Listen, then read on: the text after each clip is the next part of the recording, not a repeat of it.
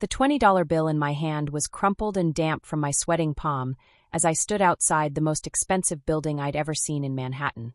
47 floors of gleaming glass and steel, doormen in uniforms that probably cost more than my monthly Social Security check.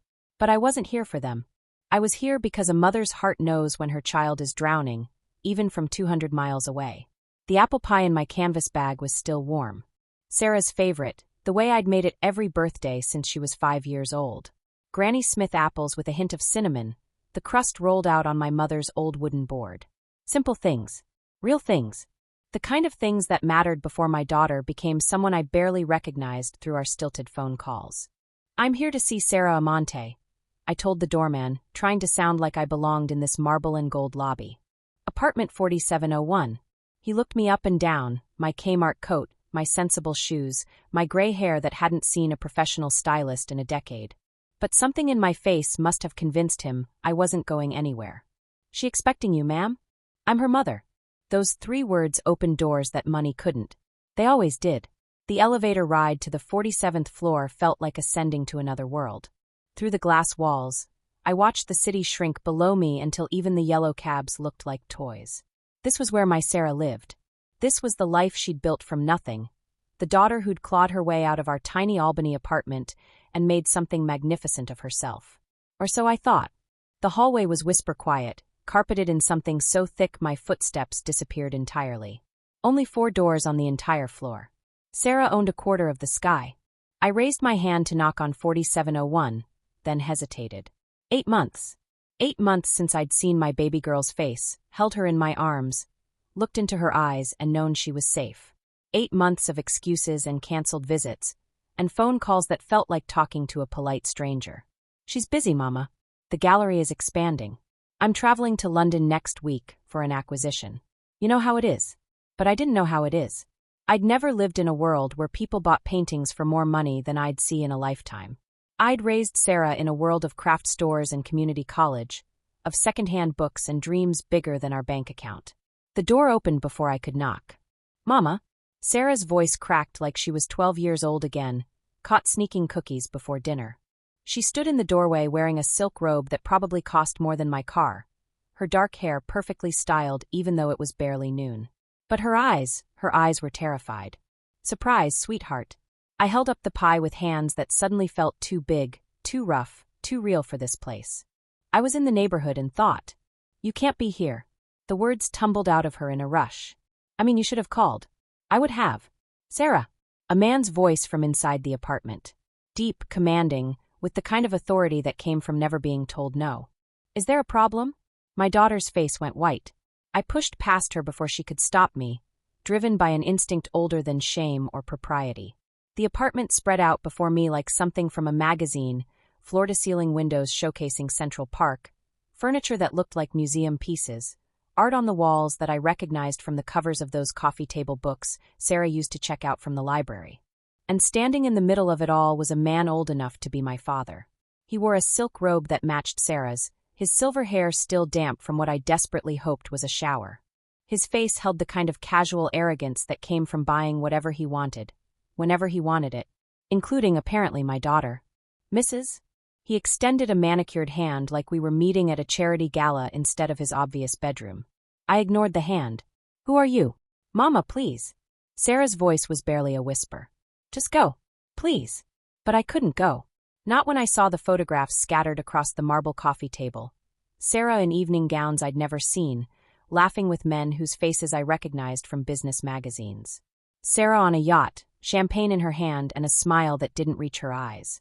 Sarah at gallery openings and charity auctions, always with a different man, always wearing jewelry that sparkled like captured starlight. "The art business must be very good to you," I said quietly. The man laughed, a sound like expensive whiskey being poured. "Your daughter is extraordinarily talented." Something cold settled in my stomach. The way he said it, the way Sarah flinched, the way expensive gifts were scattered around the apartment like afterthoughts. Designer purses still in their boxes, jewelry cases left open on the dining table, shopping bags from stores I'd only heard about in movies. "Sarah!" I turned to my daughter, my beautiful, brilliant daughter, who'd graduated summa cum laude with dreams of owning her own gallery someday. "What kind of art do you deal in, exactly?" She couldn't meet my eyes. The man stepped forward, and I caught the scent of cologne that probably cost more than my monthly rent. Perhaps we should discuss this privately. Mrs. Amante, I'm sure we can come to an understanding. Understanding? The word tasted bitter. About what? About discretion. About family loyalty. About what's best for everyone involved. He moved to a desk in the corner, pulled out a checkbook. I'm prepared to be very generous. That's when I understood. That's when the careful life I'd built in my mind, successful daughter, prestigious career, hard work paying off, crumbled like a house of cards in a hurricane. How long? I asked Sarah. She was crying now, makeup streaking down her cheeks like rain on windows. Mama, how long have you been? I couldn't say the word. Couldn't make it real. 3 years. Her voice was so small I almost missed it. It started in college. The loans were so big, and there was this girl in my dorm who said she knew a way to make good money. Just dinner dates at first, with lonely businessmen who wanted intelligent conversation. The man behind her was writing in his checkbook, the sound of pen on paper obscenely loud in the sudden quiet. But then the dinners became weekends. And the weekends became. Sarah gestured helplessly at the apartment, at him, at the life that glittered around us like fool's gold. I told myself it was temporary, just until I could pay off the loans and get established in the real art world. But you got comfortable. The words came out harder than I intended. I got trapped. Sarah's voice broke. Do you know what it's like to have everything you've ever wanted and know you can never deserve it? To live in a world where people spend more on lunch than we used to spend on groceries for a month. The man, I still didn't know his name and didn't want to, tore off a check and held it out to me. This should be more than sufficient to ensure your understanding, Mrs. Amante. I looked at the check. More zeros than I'd ever seen in one place. Enough to pay off my mortgage, buy a new car, maybe even take that trip to Ireland I'd always dreamed about. Then I tore it in half. Sarah Elizabeth Amante. I used her full name the way I had when she was 7 and had tracked mud through the house. Get dressed. Now. Mama. Now. The man's face hardened. I don't think you understand the situation here, Mrs. Amante. Your daughter is an adult. She makes her own choices. My daughter is a 28-year-old girl who got lost trying to find her way in the world. I turned to face him fully, this man who'd bought my child like she was something from a catalog. And you're a predator who takes advantage of that. I prefer to think of myself as a businessman. I prefer to think of you as something I'd scrape off my shoe. Sarah gasped. Mama. But I was past caring about politeness. How many girls like my daughter have walked through this apartment?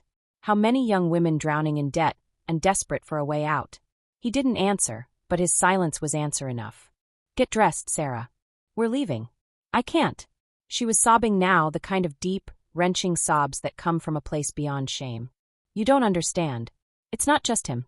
There are others. Contracts. Expectations. I can't just walk away. Yes, you can. I took her face in my hands, forced her to look at me. You can because I'm your mother, and I'm telling you that you can. But the money. We'll figure out the money. The apartment. We'll find you another apartment. But what about my reputation? What about my career? No one in the legitimate art world will touch me if they know. I thought about that for a long moment, looking around at this beautiful prison my daughter had built for herself. All of it bought with pieces of her soul. Then we'll build you a new career. From the ground up. The right way. The man cleared his throat. This is all very touching, but perhaps we should be practical. Sarah has obligations. Commitments that can't be broken simply because her mother has had an attack of conscience. What kind of commitments? I asked. Sarah's face crumpled. There's a party tonight. In the Hamptons. Important clients who've been planning this for months. Let them plan something else. Mama, you don't understand. These aren't the kind of people you disappoint. And what are they going to do? Sue you. The man smiled, and it wasn't pleasant. There are other ways to express disappointment, Mrs. Amante. For the first time since I'd walked into this apartment, I felt afraid. Not for myself, but for Sarah. Are you threatening my daughter? I'm simply explaining reality. I looked at Sarah, really looked at her. Beneath the designer makeup and expensive clothes, she was still my little girl. Still the child who'd cried when she accidentally stepped on a butterfly, who'd saved her allowance to buy me a Mother's Day card, who'd dreamed of opening an art gallery where she could help people discover beautiful things. Pack a bag, I told her. Just the necessities. Mama, pack a bag, or I'll call the police right now and tell them everything I've seen here today. The man stepped forward. That would be very unwise. Would it? Because from where I'm standing, it looks like you've been running a prostitution ring out of this apartment. And unless I'm very much mistaken, that's still illegal in New York. Sarah's eyes went wide. Mama, don't. Please. You don't know what you're doing. But I knew exactly what I was doing. I was saving my daughter's life. 20 minutes later, we stood in the marble lobby with Sarah's single suitcase and my apple pie. She'd changed into jeans and a sweater, clothes that made her look younger, more like the girl I remembered. Her face was scrubbed clean of makeup, her hair pulled back in a simple ponytail. I don't have anywhere to go, she whispered as we waited for the elevator. You have home. Your apartment is barely big enough for one person. Then we'll make it big enough for two. The elevator doors opened, and we stepped inside. As we descended toward the real world, Sarah started crying again. I'm so ashamed, Mama. I never wanted you to see me like this. Like what? Like human. I put my arm around her shoulders, pulled her close. Baby girl, I've seen you covered in mud and finger paint and worse. A few bad decisions don't change who you are. But what you did was survive. Maybe not in the way I would have chosen, but you survived. We rode in silence for a while, watching the floors count down. Finally, Sarah asked, what happens now? Now we go home. We eat pie. We figure out how to untangle this mess one day at a time. And if those people come looking for me? I thought about the man upstairs, about the casual way he'd tried to buy my silence, about the threats hidden behind his civilized words. Let them come, I said. They might have money, but I have something they'll never understand. What's that? A mother's love. And that's stronger than anything they can buy. The elevator reached the ground floor, and the doors opened onto the busy Manhattan street. People rushed past on their way to lunch meetings and shopping trips, and lives that suddenly seemed impossibly simple. Sarah hesitated at the threshold. What if I can't do this, Mama? What if I'm not strong enough to start over? I took her hand, the same way I had when she was 5 and afraid to cross the street. Then I'll be strong enough for both of us. That's what mothers do. We stepped out into the cold November air, into the noise and chaos of the real world. It would take 2 years, just like I knew it would. 2 years of therapy and legal battles and nights when Sarah cried herself to sleep from shame and withdrawal from a life that had been equal parts heaven and hell. But we made it through. Together. Because sometimes love means walking into the darkness to bring your child home.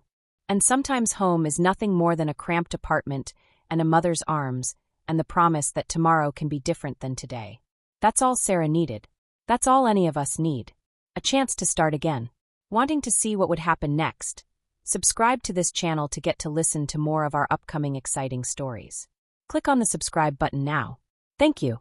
2 years later, I thought I'd learned everything there was to know about my children's capacity for deception. Sarah was settled now, working at a small gallery in Albany, living in a modest one-bedroom apartment 6 blocks from my house. We had dinner every Sunday, and slowly, carefully, we were rebuilding what we'd lost. She was clean, honest, and healing. I should have been content. But a mother's heart never truly rests, especially when she has 2 daughters.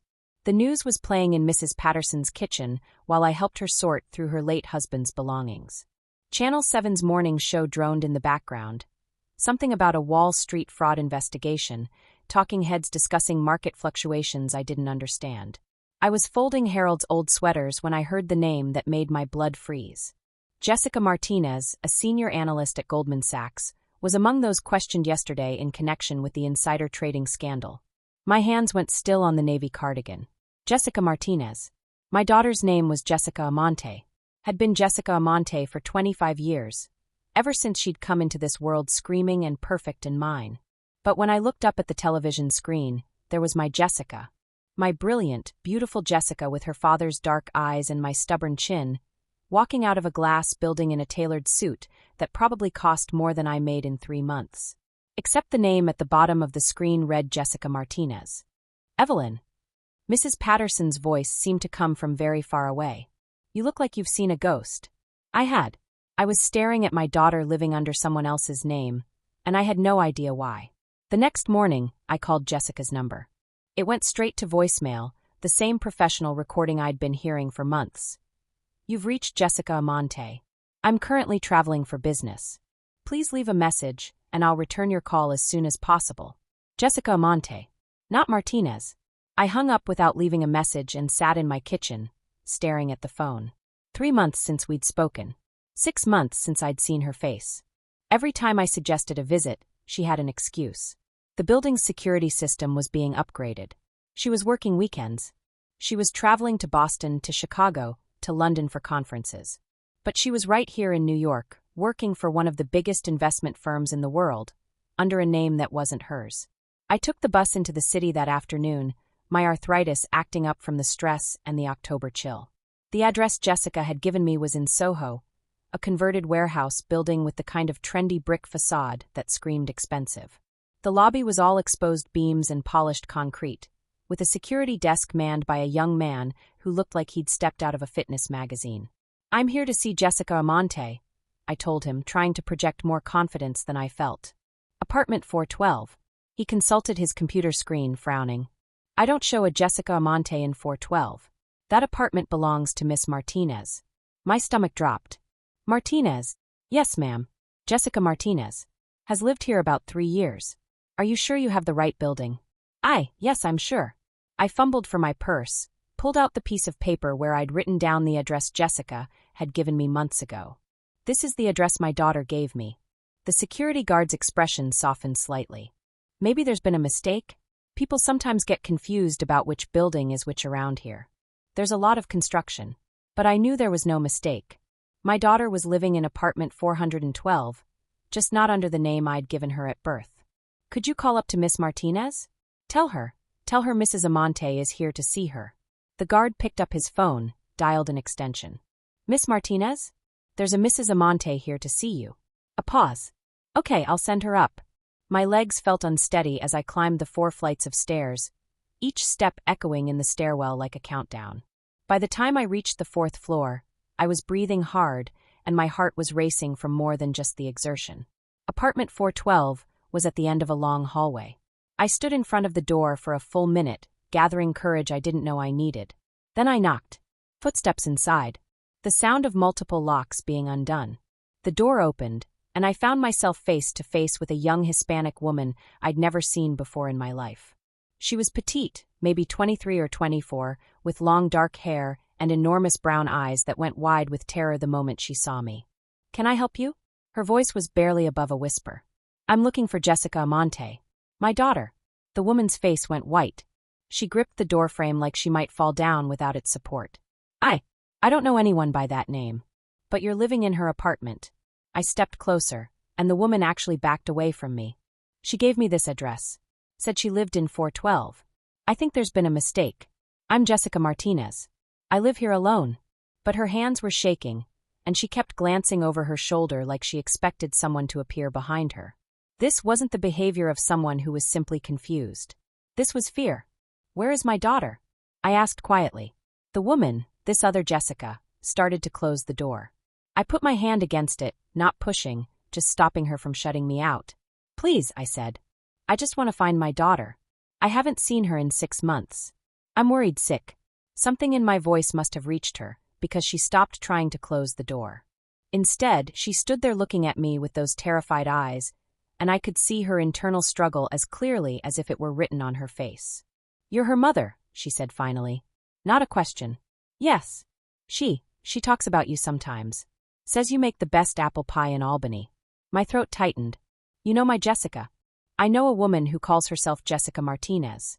The young woman glanced around the hallway, then stepped back. "You should come in. We can't talk about this in the hallway." The apartment was beautiful in that sparse, expensive way that magazines called minimalist. Floor-to-ceiling windows overlooked the busy Soho street below. Modern furniture that looked uncomfortable but probably cost more than my car. And on the mantel above a gas fireplace, photographs that made my blood run cold.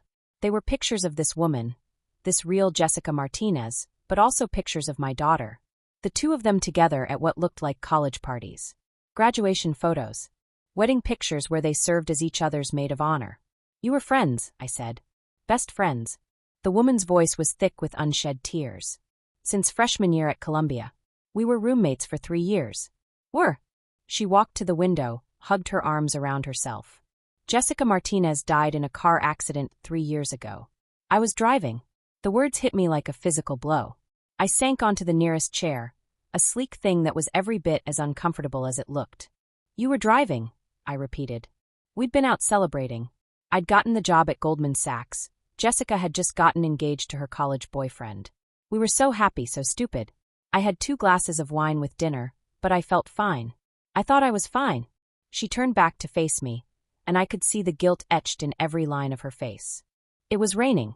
The roads were slick. There was this intersection where the traffic light was out, and I didn't see the other car until it was too late. Her voice broke. Jessica died on impact. The other driver, a 60-year-old man named Robert Hayes, died at the hospital 2 hours later. And you? Cuts and bruises. That's all. I walked away from an accident that killed 2 people, and all I had were cuts and bruises. I stared at her, trying to process what she was telling me. But you're Jessica Martinez. No. She shook her head. I'm Jessica Amante. Your daughter. The real Jessica Martinez has been dead for 3 years. The room spun around me. I gripped the arms of the chair, fighting off a wave of dizziness that had nothing to do with climbing 4 flights of stairs. That's impossible. Is it? Look at me. She came closer, and for the first time, I really looked. The bone structure was different, the coloring was wrong, but there was something in the eyes, something in the way she carried herself. My God, I whispered. What have you done? Jessica, my Jessica, began to pace the length of the living room, her movements sharp and agitated. After the accident, I panicked. I was drunk, Mama. Maybe not legally, but I'd been drinking. And I was the one driving. 2 people were dead because of me, and all I could think about was how I'd destroyed everything. My career, your pride in me, my entire future. So you ran. I ran. But not far enough, not smart enough. I got pulled over 3 blocks from the hospital for a broken taillight. When the officer ran my license, he found out about the accident. About the warrant. My hands were shaking. What warrant? Vehicular manslaughter. Hit and run. I'd left the scene, Mama. I'd left those people to die and driven away like a coward. But you went back. Too late. By the time I got back to the hospital, they knew I'd been drinking. They knew I'd fled. The charges were filed before I could even try to explain. I closed my eyes, trying to understand how my brilliant, responsible daughter had made such catastrophic choices. So you decided to become someone else. Not decided. Fell into it. Jessica stopped pacing, sank onto the couch across from me. While I was waiting for my arraignment, I was staying in this Fleabag motel in Queens. The night clerk was this guy who'd done time for identity theft. He saw how desperate I was, and he made me an offer. What kind of offer? Jessica Martinez had no family left. Both her parents were dead, no siblings, and her fiancé was so destroyed by her death that he moved back to California. Her social security number, her credit history, her educational records, it was all just sitting there unused. You stole a dead woman's life. I borrowed it. At first, I told myself it was temporary. Just until the heat died down, until I could figure out how to turn myself in without destroying everything. But then Goldman Sachs called Jessica Martinez for an interview. The job I'd applied for under my real name, they were offering to her. So you took it. I took it. Her voice was barely audible. And then days turned into weeks, weeks turned into months. I sent you postcards from business trips I never took, called you with stories about a life that belonged to someone else. I kept thinking I'd find the courage to confess, to face what I'd done, but the longer I waited, the harder it became. I stood up, walked to the window. For stories below, people hurried along the sidewalk, living their real lives under their real names. None of them carrying the weight of someone else's identity, someone else's death. The woman downstairs, I said. The one who answered the door. Maria Santos. She's Jessica Martinez's cousin from California. The only family member who stayed in touch after the funeral. She came to New York last month to settle some legal matters with Jessica's estate, and she needed a place to stay. And she found you living in her dead cousin's apartment. She found Jessica Martinez alive and well, and working on Wall Street, yes. My daughter's laugh was bitter. You can imagine her shock. What did you tell her? The truth. What else could I tell her? She was standing in front of someone who was supposed to be dead. I turned back to face my daughter, because despite everything, despite the lies and the stolen identity and the catastrophic choices, she was still my daughter. And she agreed to help you maintain the lie? She agreed not to call the police immediately. That's not the same thing. Jessica rubbed her forehead like she had a headache. She's been staying here for 2 weeks, trying to decide what to do. Whether to turn me in or help me disappear completely. What about the insider trading investigation? I saw you on the news. That's real. And it's bad. The FBI has been asking questions about trades I made based on information I shouldn't have had access to. If they dig too deep, if they run background checks that go beyond the surface, they'll discover Jessica Martinez died 3 years ago. And then they'll want to know who's been living her life. We sat in silence for a long moment. Outside, a siren wailed past, the sound fading into the ambient noise of the city. I thought about Sarah, about the choice I'd had to make 2 years ago between my moral compass and my love for my daughter. I'd thought that was the hardest decision I'd ever have to make. I was wrong. Where have you been living? I asked. Your real self, I mean. Jessica Amante can't just disappear completely. I rented a studio apartment in Brooklyn under my real name. Nothing fancy, just a place to maintain the fiction that Jessica Amante exists. I pay the rent with money transfers from Jessica Martinez's account. I've been living 2 lives, Mama, and I'm so tired. The exhaustion in her voice was bone deep, the kind that comes from carrying a secret too heavy for one person to bear. The night of the accident, I said. You never called me. How could I? How could I tell you that your perfect daughter, your pride and joy, had killed 2 people and then run away like a criminal? I would have helped you. You would have told me to turn myself in. Yes, I said without hesitation. I would have. And I would have lost everything. My career, my future, my freedom. I would have gone to prison, Mama. Do you understand that? I looked at my daughter, really looked at her. The expensive clothes, the beautiful apartment, the successful career. All of it built on a foundation of lies and someone else's grave. And what do you have now? I asked quietly. The question hung between us like smoke. Jessica stared at me for a long moment, then began to cry. Not the controlled, careful tears of someone trying to maintain their composure, but the raw, desperate sobs of someone who'd been holding back the ocean with their bare hands. I went to her then, sat beside her on the couch, and pulled her into my arms the way I had when she was 5 years old and had scraped her knee on the playground. She clung to me like a drowning woman, and I held her while she fell apart.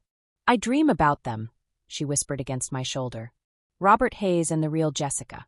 Every night I see their faces. I see the accident over and over again, and I wake up knowing that I'm living a life that should have ended that night.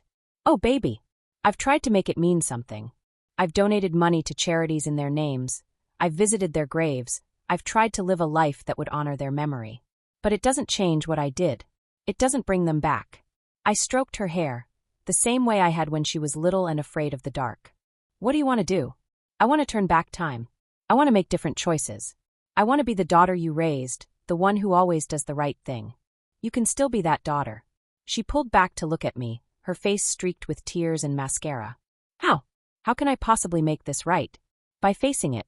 By accepting the consequences of your choices and moving forward as yourself. They'll arrest me. Yes. I'll go to prison. Probably. I'll lose everything. Everything that belongs to Jessica Martinez. But you'll keep what belongs to Jessica Amante. Which is what? I took her face in my hands, looked into the eyes that were the same color as her father's, said in the face I'd watched grow from baby to woman. Your integrity. Your real name. Your chance to live an honest life, even if it's a harder one. We talked until dawn, sitting in that beautiful apartment that had never been hers, surrounded by a life that had never truly belonged to her. Maria Santos emerged from the bedroom around 6 in the morning, her eyes red from crying. She'd heard everything through the thin walls. The 3 of us sat around the kitchen table as the sun came up over Soho, drinking coffee and planning how to untangle 3 years of lies. Maria showed us pictures of the real Jessica Martinez, told us stories about her cousin's dreams and ambitions, her plans for the future that had been cut short on a rainy night in Manhattan. She would have wanted to help, Maria said, looking at my daughter with something that wasn't quite forgiveness but wasn't condemnation either. Jessica always helped people who were in trouble, even when it cost her. By 8 o'clock we had a plan. Not a good plan, not an easy plan, but an honest one. I held my daughter's hand as we walked into the police station on Center Street. The morning was crisp and clear, the kind of October day that made you believe in new beginnings. Jessica was wearing jeans and a sweater, her own clothes from the Brooklyn apartment, not the designer wardrobe that belonged to someone else. The desk sergeant looked up as we approached. He was older, maybe close to retirement, with kind eyes behind wire-rimmed glasses. Can I help you folks? My name is Jessica Amante, my daughter said, her voice steady despite the tears streaming down her face. 3 years ago, I was involved in a fatal car accident on the Upper West Side. I fled the scene, and there's a warrant out for my arrest. The sergeant studied her face, then reached for his computer keyboard. After a few minutes of typing, he looked back up at us. Jessica Amante, 25 years old, wanted for vehicular manslaughter and leaving the scene of an accident. He paused. We've been looking for you for a long time, Miss Amante. I know. You understand I have to place you under arrest? I understand. He came around the desk, moving slowly, almost gently. Jessica Amante, you have the right to remain silent. I watched them handcuff my daughter, watched her disappear behind a door marked processing. And I thought about the choices we make in moments of panic and desperation. How one terrible decision can spiral into years of deception, creating a prison more confining than any jail cell. The legal process took months. Jessica pleaded guilty to vehicular manslaughter and identity theft. The prosecutor, a young woman not much older than Jessica herself, was sympathetic but firm. There had to be consequences. 18 months in minimum security prison. It could have been much worse.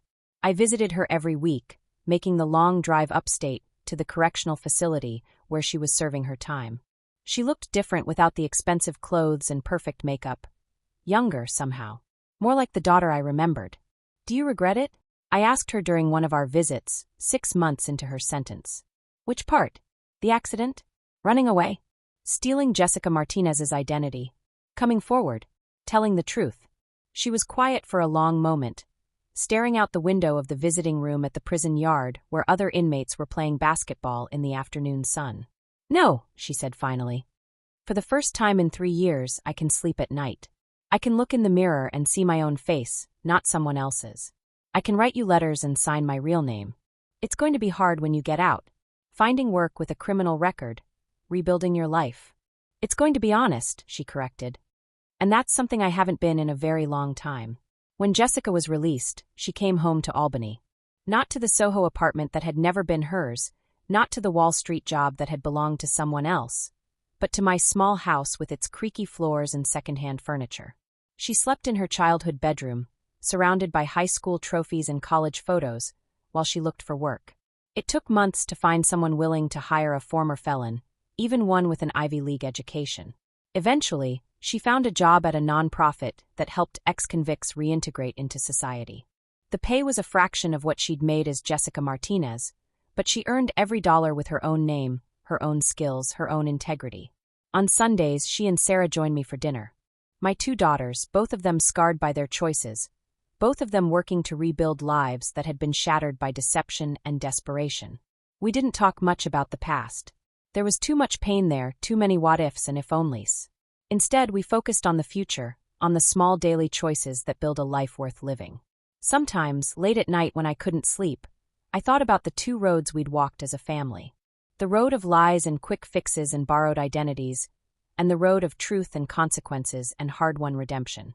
The first road had seemed easier, more comfortable, more successful from the outside.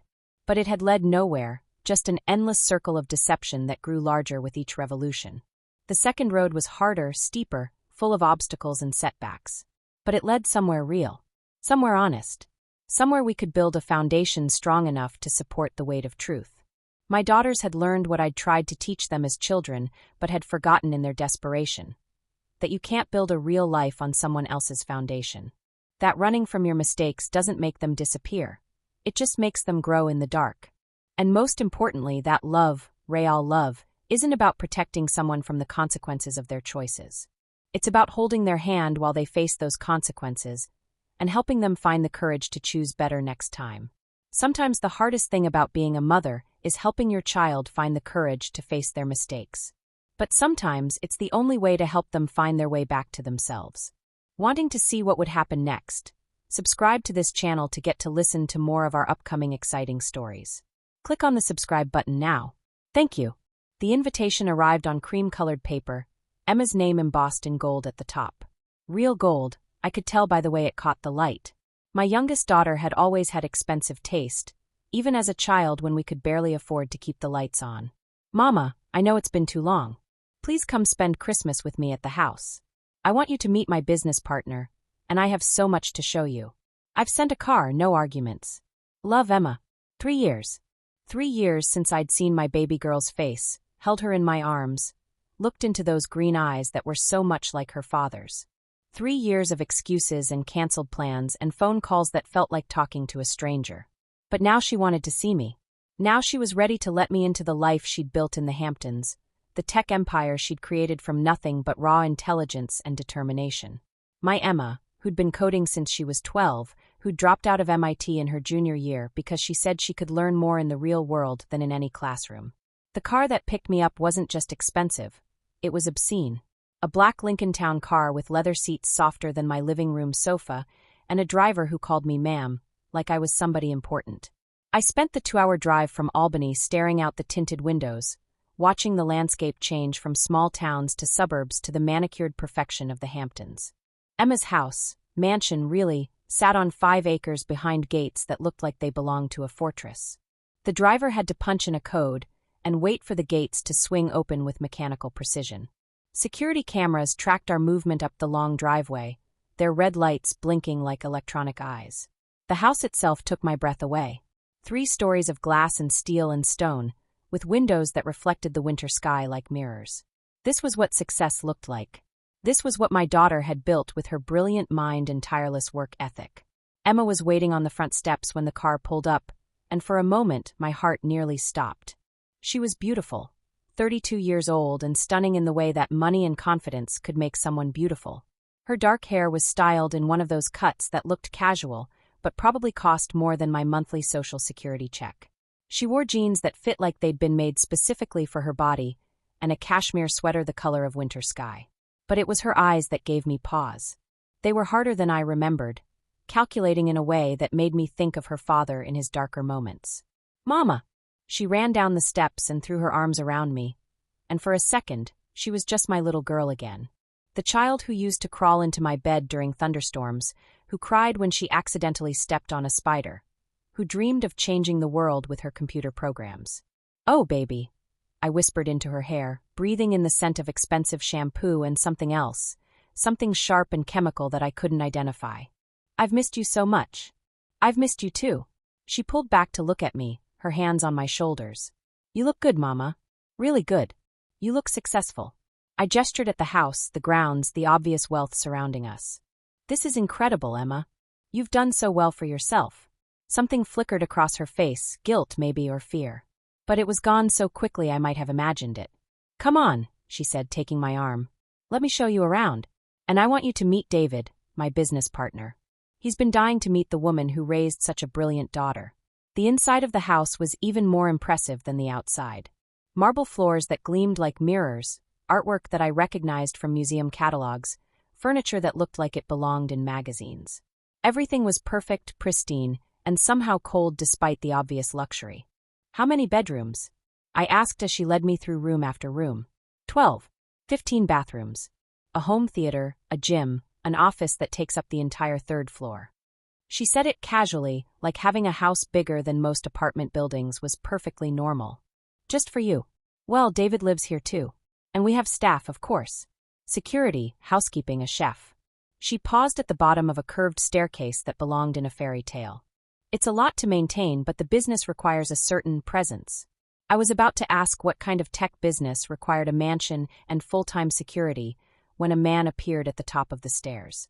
He was older than I'd expected, maybe 50, with silver hair and the kind of tan that came from spending winters somewhere warm. He wore a suit that probably cost more than my car, and when he smiled, I caught a glimpse of gold in his back teeth. "Mrs. Amante," he said, coming down the stairs with his hand extended. "David Torino. I've heard so much about you." "Torino. Italian, maybe." He had the look of someone who'd grown up in Brooklyn or Queens, someone who'd clawed his way up from nothing and wasn't ashamed of it. His handshake was firm, almost aggressive, and his eyes never stopped moving, cataloging, assessing, calculating. "Mr. Torino," I said. "Emma tells me you're her business partner. Among other things." His smile didn't reach his eyes. "Your daughter is brilliant, Mrs. Amante. Absolutely brilliant. I've never seen anyone with her talent for systems management." There was something about the way he said it that made my skin crawl. Systems management didn't require the kind of security I'd seen driving up to the house. It didn't explain the cameras, the gates, the way Emma's eyes darted around the room like she was expecting trouble. "What kind of systems?" I asked. Emma and David exchanged a look that lasted maybe half a second, but I caught it. The kind of look that passed between conspirators. Financial systems mostly, Emma said quickly. We help businesses streamline their payment processing, manage their cash flow. Very technical stuff that would probably bore you to tears. But I wasn't bored. I was suspicious.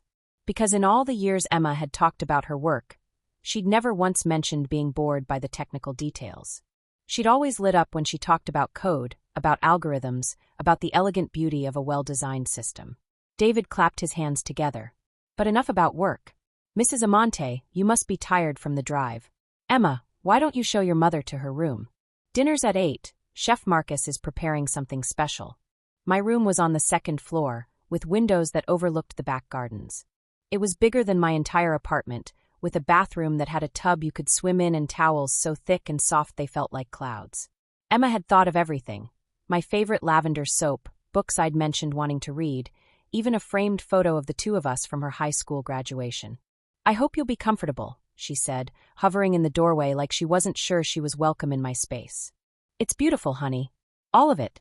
I sat on the edge of the bed, which was so high I needed a little step stool to climb into it. But Emma, can I ask you something? Of course. This house, this lifestyle, it must have cost millions. How successful is your company exactly? She was quiet for a long moment, staring out the window at the manicured grounds. Very successful, Mama. More successful than I ever dreamed possible. And David? How long have you been working together? 3 years. Right around the time I moved out here.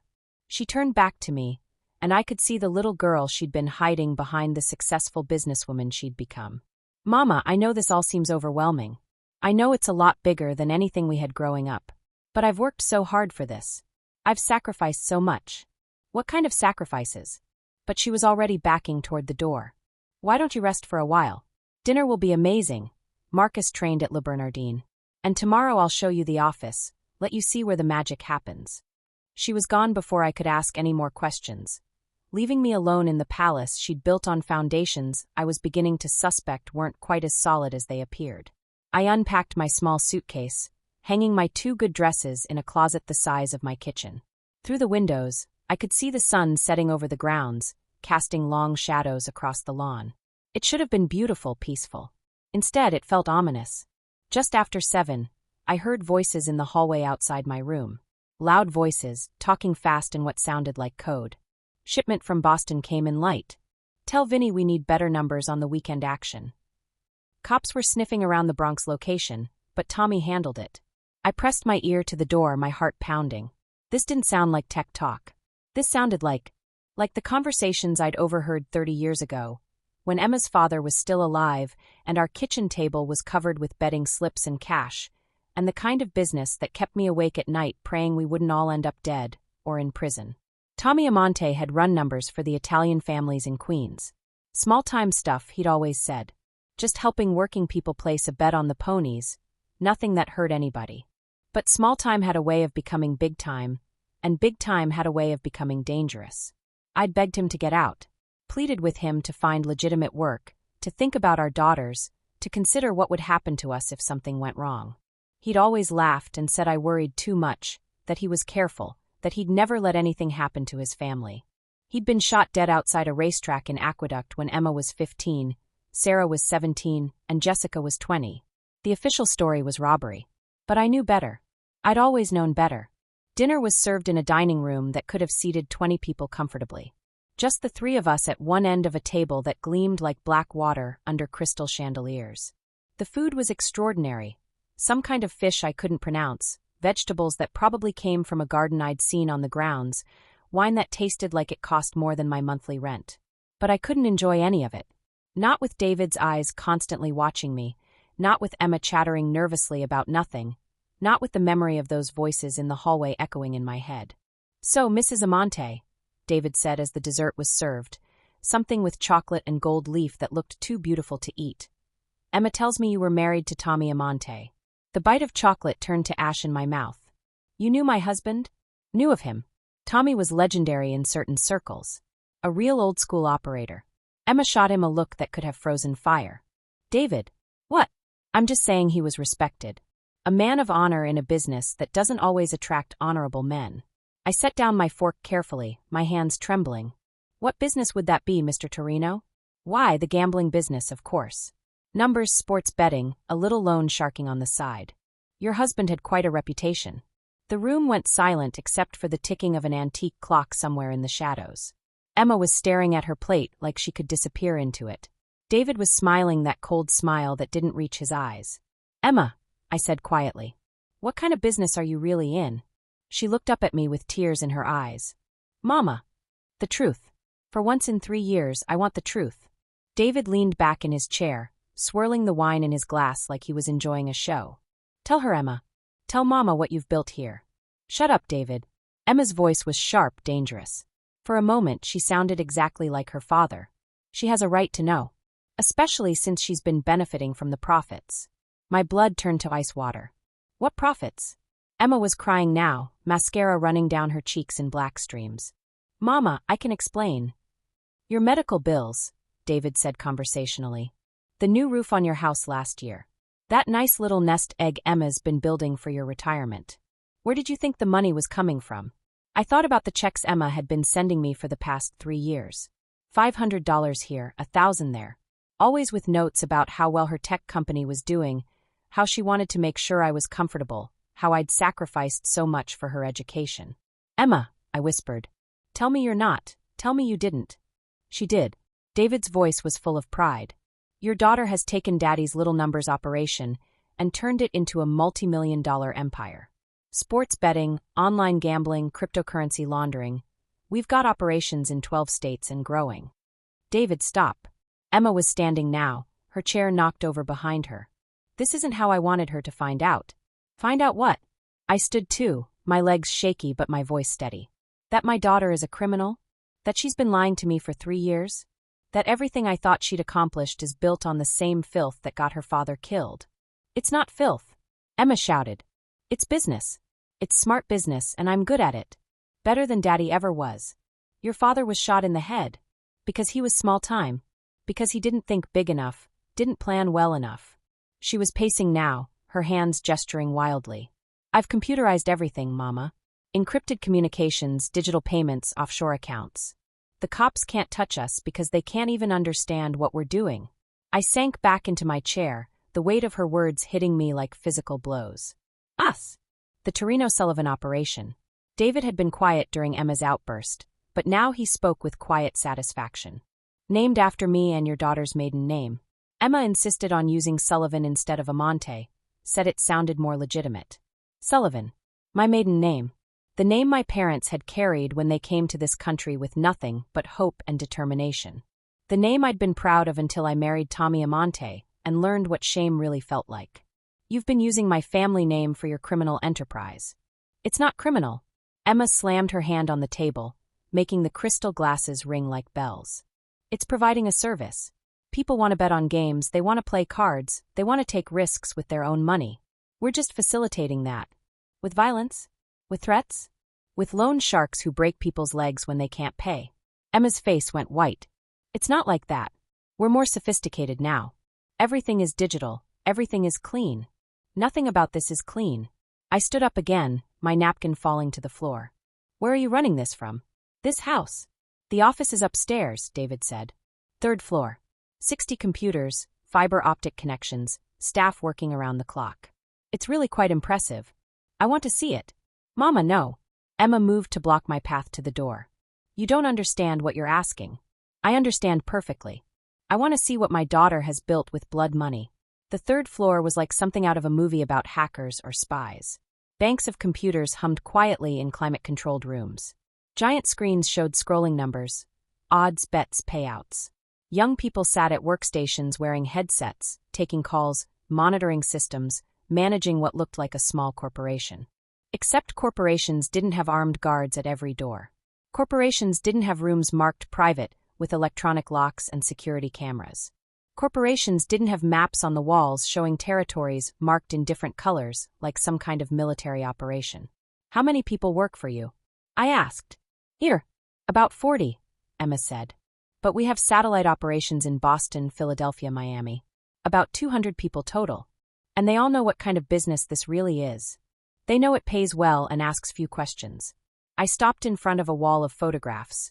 Emma shaking hands with men in expensive suits. Emma at ribbon cuttings for what looked like legitimate businesses. Emma receiving awards from organizations I'd never heard of. Laundering operations, David explained. Car washes, restaurants, construction companies. We need ways to clean the money, make it look legitimate for tax purposes. Tax purposes. I laughed, but there was no humor in it. You're worried about paying taxes on your illegal gambling profits. The IRS doesn't care where money comes from as long as they get their cut, Emma said. Al Capone went down for tax evasion, not racketeering. I learned from history. We ended up in Emma's private office, a room with windows overlooking the grounds and furniture that belonged in a CEO's corner suite. Her desk was covered with financial reports, computer printouts, and what looked like organizational charts showing the structure of her empire. Mama, sit down. Emma gestured to a leather chair that probably cost more than my car. Let me explain how this really works. But I didn't sit down. I stood in the middle of the room, looking at my youngest daughter, my baby girl who used to build fairy houses in the backyard and dream of writing programs that would help people, and tried to reconcile that child with the woman standing before me. How long? I asked. How long what? How long have you been planning this? When did you decide to follow in your father's footsteps? Emma was quiet for a long moment, staring out the window at the darkness beyond the security lights. I never decided. It just happened. Things like this don't just happen. Don't they? She turned back to me, and I could see the pain behind her eyes. When Daddy died, we had nothing. You were working 2 jobs just to keep food on the table. Sarah was starting college, Jessica was applying to graduate school, and I was trying to figure out how to pay for MIT. We managed. We struggled. We barely survived. And do you know what I learned watching you work yourself to death trying to support us? I learned that being honest and hardworking and playing by the rules gets you nothing but exhaustion and debt. It gets you self-respect. Self-respect doesn't pay medical bills, Mama. Self-respect doesn't put food on the table or send kids to college, or buy houses in safe neighborhoods. I thought about the checks she'd been sending me, the money that had allowed me to fix my roof and pay for the surgery I'd needed last year. Money I'd accepted gratefully, proudly, because I thought it came from my daughter's brilliant mind and legitimate success. Everything you've given me, I said quietly. The house repairs, the medical bills. All of it. Every penny. Emma's voice was flat, matter of fact. I've been taking care of you the way Daddy never could. The way he should have. With dirty money. With money that bought you comfort and security and dignity in your old age. Her voice rose again, passionate and defensive. Would you rather be struggling to pay your bills on Social Security? Would you rather be choosing between medication and groceries? I looked around the office at the evidence of Emma's success, at the empire she'd built on the foundation of her father's crimes. Part of me, a part one was ashamed to acknowledge, was impressed. She'd taken something small and ugly, and turned it into something massive and sophisticated. But it was still ugly underneath all the technology and legitimate business fronts. Your father said the same things, I told her. He said he was providing for his family, that he was just helping people have a little fun, that it wasn't really hurting anyone. And he was right. He was dead at 45. Because he was careless.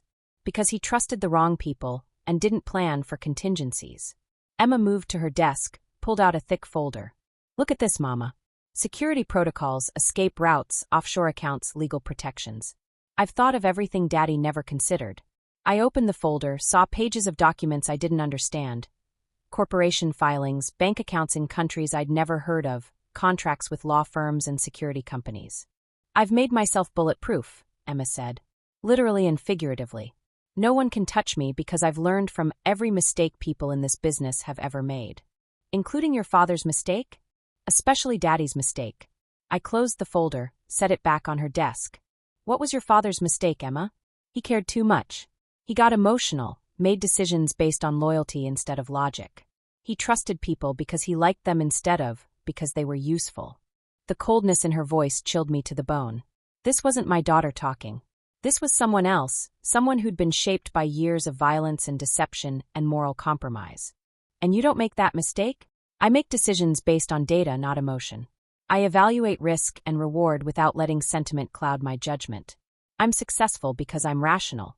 Rational. I repeated the word like it tasted bad. Is it rational to destroy your family relationships?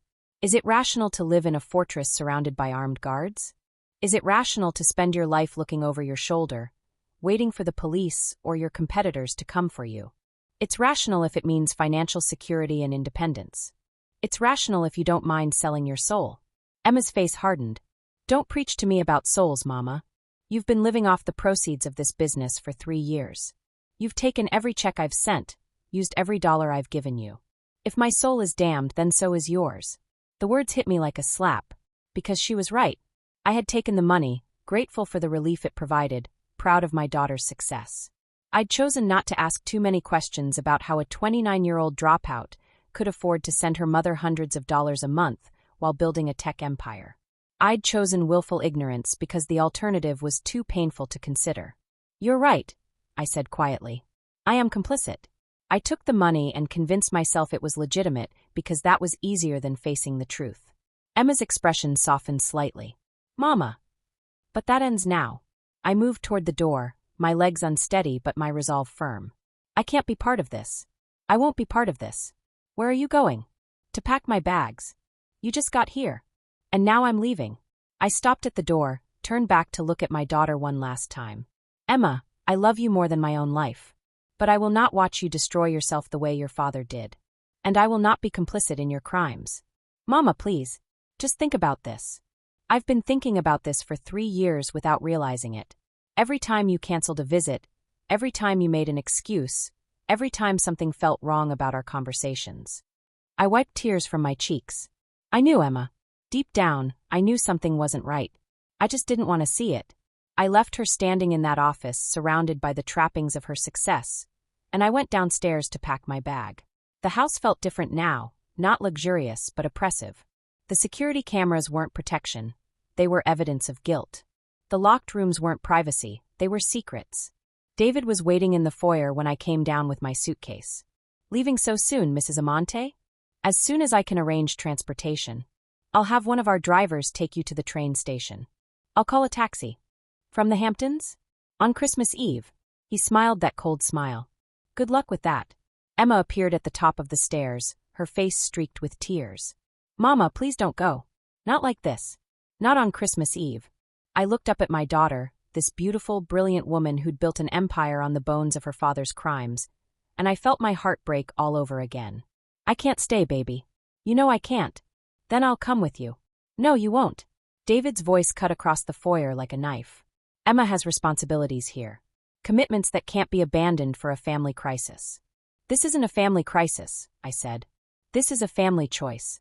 Emma has to decide who she wants to be, Tommy Amonte's daughter or her own woman. I am my own woman, Emma shouted from the top of the stairs. I've built something bigger than anything Daddy ever dreamed of. You've built the same trap that killed your father. You've just made it bigger and more expensive.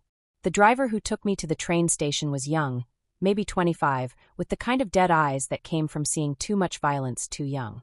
He didn't try to make conversation, and I was grateful for the silence. I spent the 2-hour drive back to Albany staring out the window, watching the mansion fade into the distance behind us. The train was nearly empty. Who travels on Christmas Eve except for people running away from something? I found a seat by the window and watched the dark countryside roll past, thinking about the choices we make and the prices we pay for them. My phone rang just as we pulled into Albany. Emma's number. Mama, please don't hang up. I'm not going to hang up, baby. I need you to understand. I understand perfectly. You've chosen your path and I've chosen mine. It doesn't have to be this way. We can find a compromise. There's no compromise between right and wrong, Emma. Your father thought there was, and it got him killed. She was crying again, the kind of desperate sobs that came from a place beyond shame or pride. I don't know how to get out, Mama. Even if I wanted to, I don't know how. The same way you got in. One choice at a time. It's not that simple. David, the people we work with, they don't just let you walk away. Then you make them let you walk away. You're brilliant, Emma. You've proven that. Use that brilliance to build something legitimate instead of something that will eventually destroy you. And if I can't? I stood on the platform in the cold Albany night, my breath visible in the air, and looked up at the stars that were invisible from Emma's mansion behind its walls and security lights. Then I'll love you from a distance and pray that someday you'll find the courage to choose differently. The line went quiet except for the sound of her crying. I'm not giving the money back, she said finally. The The money I sent you, I'm not taking it back. I know. You're going to keep it? I thought about that for a long moment. The money in my savings account, the repairs to my house, the medical bills that had been paid without struggle or worry. No, I said. I'm going to donate it. Every penny. To organizations that help people get out of gambling addiction, that support families of crime victims, that give kids alternatives to the life you've chosen. Mama. Goodbye, Emma. Call me when you're ready to be honest. Really honest. Not just about what you've done, but about who you want to be. I hung up before she could respond and walked home through the empty streets. Christmas lights twinkled in windows, and I could hear the distant sound of church bells ringing midnight. Christmas Day. Emma called every few weeks after that. Sometimes drunk, sometimes crying, sometimes angry. She told me about expansion plans and new territories, about competitors who'd tried to move in on her business, and how she'd dealt with them. She sent more money, which I donated as promised. She sent gifts, which I returned unopened. I never asked about David or the mansion or the 40 employees who helped her run her empire. I never asked if she was happy or safe or planning for a future that didn't involve looking over her shoulder for the rest of her life. Instead, I told her about my garden, about the books I was reading, about the volunteer work I'd started doing at a local shelter. I told her about Sarah and Jessica, about their struggles and their healing, about the slow process of rebuilding lives that had been damaged by deception. I told her I loved her, that I would always love her, and that my door would always be open if she wanted to walk through it as herself. Not as the successful businesswoman she pretended to be, not as the criminal she'd become, but as my daughter who'd lost her way and wanted to find it again. Some nights I lay awake wondering if I'd made the right choice, walking away from my child when she needed me most. Other nights I wondered if staying would have made me complicit in whatever violence her business would eventually bring. But most nights I prayed. For Emma's safety, for her soul, for the strength to love her without enabling her, and for the wisdom to know the difference. Because sometimes the hardest thing about being a mother isn't holding your child's hand while they face their mistakes. Sometimes it's letting go of their hand so they can choose to reach for something better, even when you're not sure they ever will. The invitation came printed on hospital letterhead, Mount Sinai Medical Center, with Rebecca's name embossed at the bottom. Rebecca Amante, MD, Chief Resident, Cardiovascular Surgery. Mama, I'm finally ready to show you my new penthouse. Housewarming party this Saturday at 7 p.m. I can't wait for you to meet my colleagues and see what I've accomplished. Maybe you'll even get to meet Marcus. I think you're going to love him. Address, 785 Park Avenue, Penthouse B. Love, your successful daughter, Rebecca. I held that invitation in my trembling hands and felt my heart swell with pride so fierce it almost hurt. My Rebecca. My brilliant, driven, perfect Rebecca who'd graduated valedictorian from high school, summa cum laude from Columbia, and had sailed through medical school like she was born for it. For daughters, and Rebecca was the one who'd never given me a moment's worry. While Sarah was struggling with her demons, Jessica was hiding behind stolen identities, and Emma was building criminal empires. Rebecca had been steadily, quietly, perfectly building the life I'd always dreamed one of my children would have. A surgeon. My daughter was a cardiovascular surgeon at one of the most prestigious hospitals in New York City. She saved lives for a living. She had a penthouse on Park Avenue. She was dating someone named Marcus, who she thought I'd love.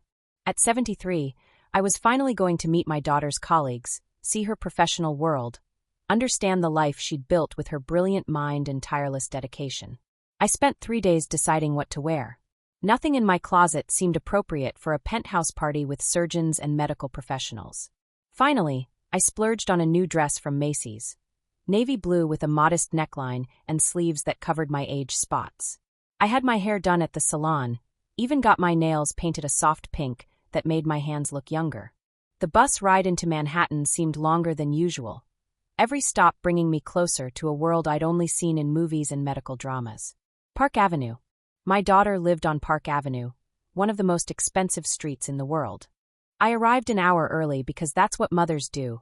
We help set up, we make sure everything is perfect, we fuss over details so our children can focus on their guests. The building was everything I'd imagined and more. Limestone and brass, with doormen in uniforms that looked like they belonged to foreign diplomats. "Good evening," I said to the doorman, trying to project the kind of confidence that belonged in a place like this. "I'm here to see Dr. Rebecca Amante. Penthouse B. I'm her mother." The doorman, a distinguished-looking man with silver hair and kind eyes, consulted his clipboard. Then he checked his computer screen. Then he looked back at me with confusion written all over his face. "I'm sorry, ma'am, but I don't show a Dr. Rebecca Amante in Penthouse B. That apartment belongs to Mr. and Mrs. Wellington. Have for the past 15 years. My stomach dropped. "Are you sure? 785 Park Avenue, Penthouse B? "Yes, ma'am. This is 785 Park Avenue, and Penthouse B definitely belongs to the Wellingtons." He leaned forward slightly, lowering his voice. "Are you sure you have the right address?" I pulled out the invitation, showed him the letterhead, the address written in Rebecca's careful handwriting. "This is what my daughter sent me." The doorman studied the invitation, his brow furrowed. "Mount Sinai letterhead," he murmured. "That's legitimate. But I can tell you with absolute certainty that no Dr. Amante lives in this building. Could there be another 785 Park Avenue? No, ma'am. This is the only one." I stood in that marble lobby, surrounded by wealth and elegance that suddenly felt cold and hostile, and tried to make sense of what was happening. Rebecca wouldn't lie to me. Not Rebecca. She was the honest one, the responsible one, the daughter who'd never given me a moment's worry. "Ma'am." The doorman's voice was gentle, concerned. "Is there someone else I can call for you? Another family member, perhaps?" I thought about calling Sarah, but she was working late at the gallery. Jessica was in her evening classes at the community college, trying to rebuild her life 1 credit hour at a time. And Emma. Emma and I weren't speaking. "Could you try calling Mount Sinai?" I asked. "Maybe they could help me reach my daughter?" The doorman made the call, spoke quietly to someone on the other end. After a few minutes, he hung up and turned back to me with an expression I couldn't quite read. "Ma'am, I spoke to the chief administrator at Mount Sinai. They don't have a Dr. Rebecca Amante on staff. Not in cardiovascular surgery, not in any department." The words hit me like a physical blow. I had to grip the marble counter to keep from falling. "That's impossible," I whispered. "She's been working there for 3 years. She sends me pictures from the hospital, tells me about her patients, about the surgeries she performs." The doorman looked at me with the kind of pity usually reserved for confused elderly people who'd wandered away from their families. "Ma'am, would you like me to call someone for you? A family member who could pick you up?" But I wasn't confused. I wasn't some addled old woman who'd gotten turned around. I was a mother who'd been systematically lied to by the one daughter I'd trusted completely. "No," I said, straightening my shoulders. "I need to find my daughter." I spent the next 4 hours searching for Rebecca. I took a taxi to Mount Sinai and confirmed what the doorman had told me. No Dr. Rebecca Amante had ever worked there. I went to 3 other major hospitals in Manhattan, showing her picture to security guards and reception staff. Nothing. Finally, exhausted and heartbroken, I called the one number I had that wasn't her cell phone, the landline she'd given me for emergencies, claiming her cell service was spotty in the hospital. A woman answered on the 3rd ring. "Queen's Laundromat, we're open till midnight." "I'm sorry, I think I have the wrong number." "Wait," the woman said. "Are you looking for Rebecca? Rebecca Amante?" My heart stopped. "Yes. Do you know her? She rents the studio apartment upstairs." "Hang on, let me get her." The studio apartment upstairs. Above a laundromat in Queens. 5 minutes later, I was in another taxi, heading toward an address in Queens that was about as far from Park Avenue as you could get while still being in New York City. The neighborhood was working class, with small businesses and apartment buildings that had seen better decades. The laundromat was wedged between a bodega and a tax preparation service, its neon sign flickering in the gathering dusk. I climbed the narrow staircase beside the laundromat, each step echoing in the cramped hallway.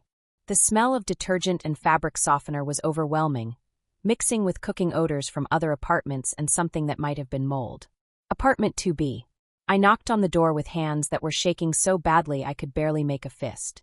"Coming." Rebecca's voice, muffled by the thin door. "Mrs. Rodriguez, if this is about the rent again, I told you I'd have it by." The door opened, and my daughter stood there wearing scrubs that looked like they'd been washed 100 times, her hair pulled back in a messy ponytail, her face pale and thin in a way that spoke of too little sleep and not enough food. "Mama." The word came out as a whisper, like she'd seen a ghost. "Hello, Rebecca." We stared at each other for a long moment. My brilliant, successful surgeon daughter and her worried, confused mother, standing in the doorway of a studio apartment above a laundromat in Queens. "What are you doing here?" she asked finally. "I came for your housewarming party. At your penthouse on Park Avenue." Rebecca's face crumpled. She stepped back from the door, and I followed her into a space that was barely larger than my walk-in closet back home. The entire apartment was maybe 300 square feet. A Murphy bed that wasn't quite folded back into the wall, a kitchenette with 2 burners and a mini fridge, a card table that served as both desk and dining table. The walls were covered with photographs, Rebecca in scrubs at various hospitals, Rebecca with colleagues in what looked like break rooms and cafeterias, Rebecca receiving awards and accolades. For a moment, I felt a flicker of relief. Maybe there was an explanation. Maybe she really was a surgeon, just at a different hospital than I'd thought. Then I looked closer at the photographs. They were fake. All of them. Rebecca's face had been digitally inserted into group photos of medical staff. The awards were photoshopped. Even the hospital backgrounds looked artificial when you examined them carefully. "Rebecca," I said quietly. "What is this?" She sank onto the unmade bed, put her head in her hands. "I'm sorry, Mama. I'm so sorry. Are you a doctor?" The question hung in the air between us like smoke. Rebecca raised her head, and I could see tears streaming down her cheeks. "I was. For 6 months I was." "What happened?" She gestured to the card table, which was covered with bills, student loan statements, credit card notices, past due rent warnings. "I graduated from medical school with $400,000 in debt. Got into a residency program at Presbyterian Hospital. I was going to be a surgeon, just like I always dreamed. And I made a mistake." Her voice was barely audible. 6 months into my residency, I was working a 36-hour shift. I hadn't slept, I'd barely eaten. I was running on caffeine and adrenaline.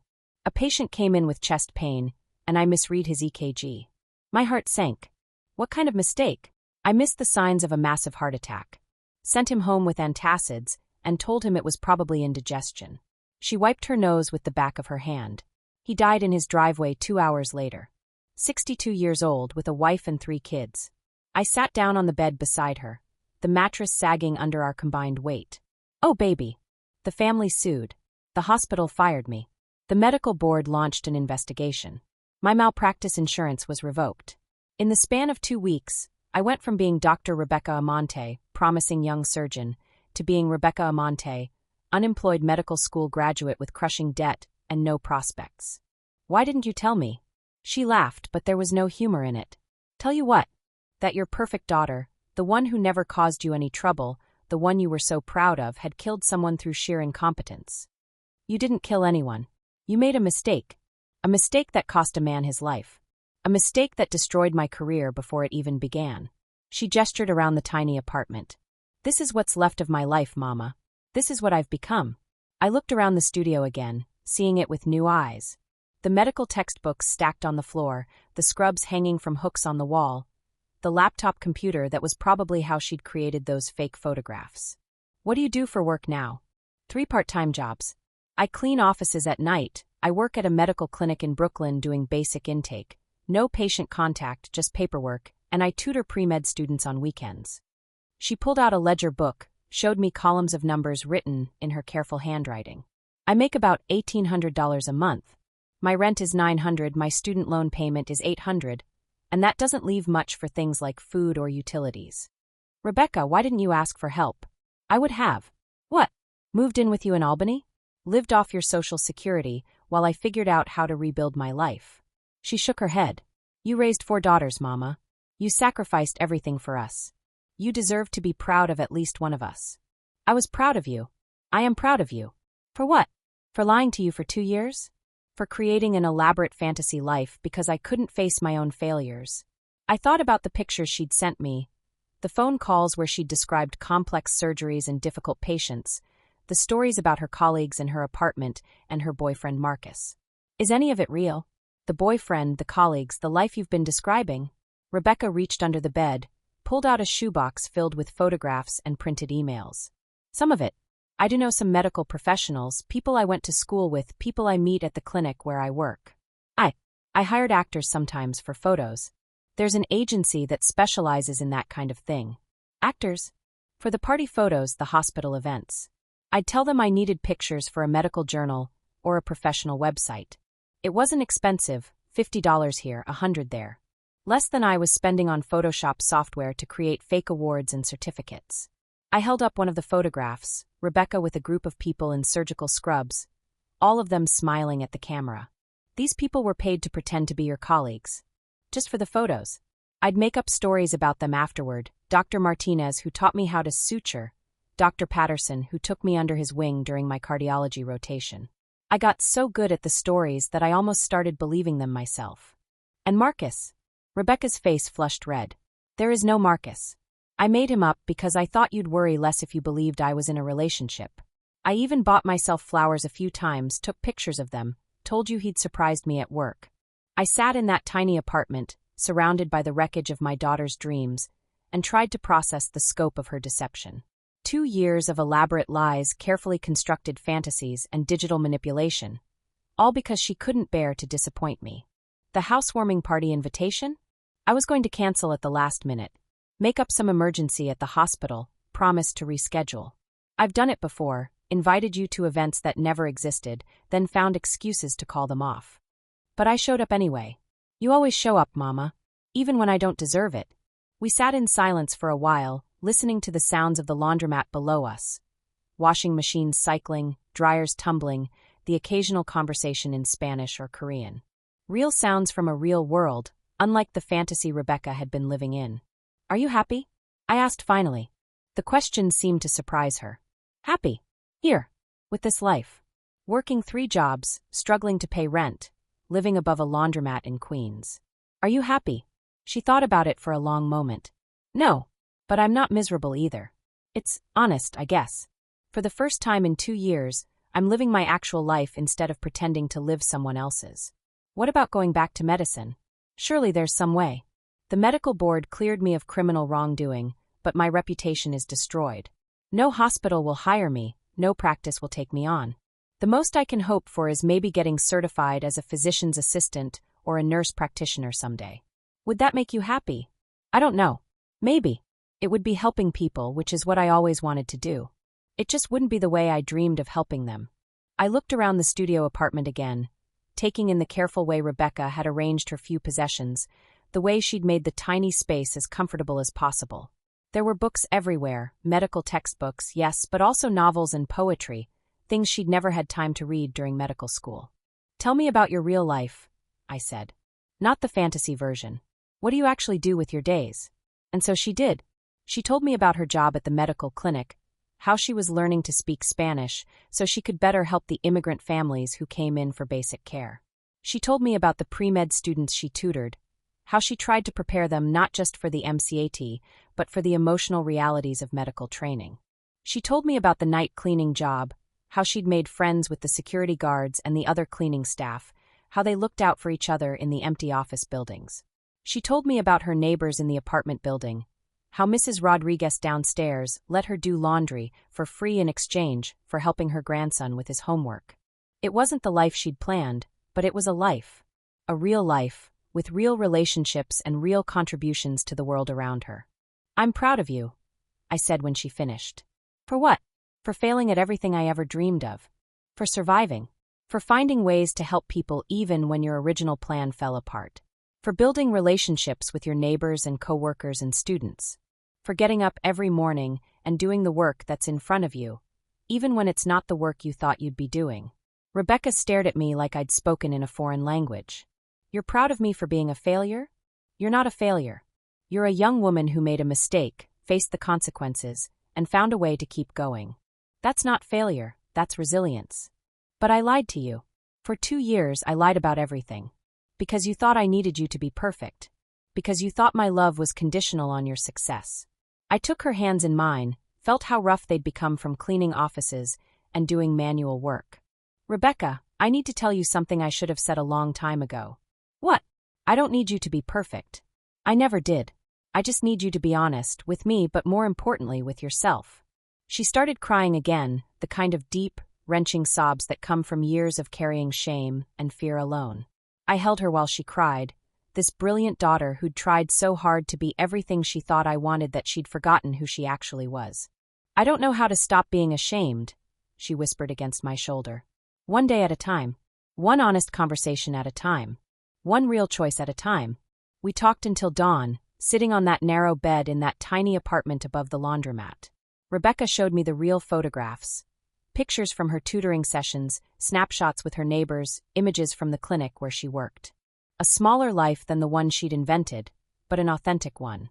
As the sun came up over Queens, painting the small windows with golden light, Rebecca made us coffee on her hot plate and served it in mismatched mugs she'd bought at a thrift store. "What happens now?" she asked. "Now you get help. Real help, not the kind that involves hiring actors and photoshopping yourself into fake success stories." "What kind of help?" "Therapy, for starters.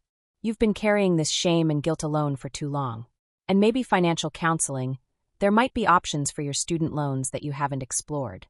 "I've tried." "You've tried alone. This time you'll have help. From me, from professionals, from people who understand what you're going through." Over the following months, I visited Rebecca every few weeks, taking the bus into Queens to sit in her tiny apartment and hear about her real life.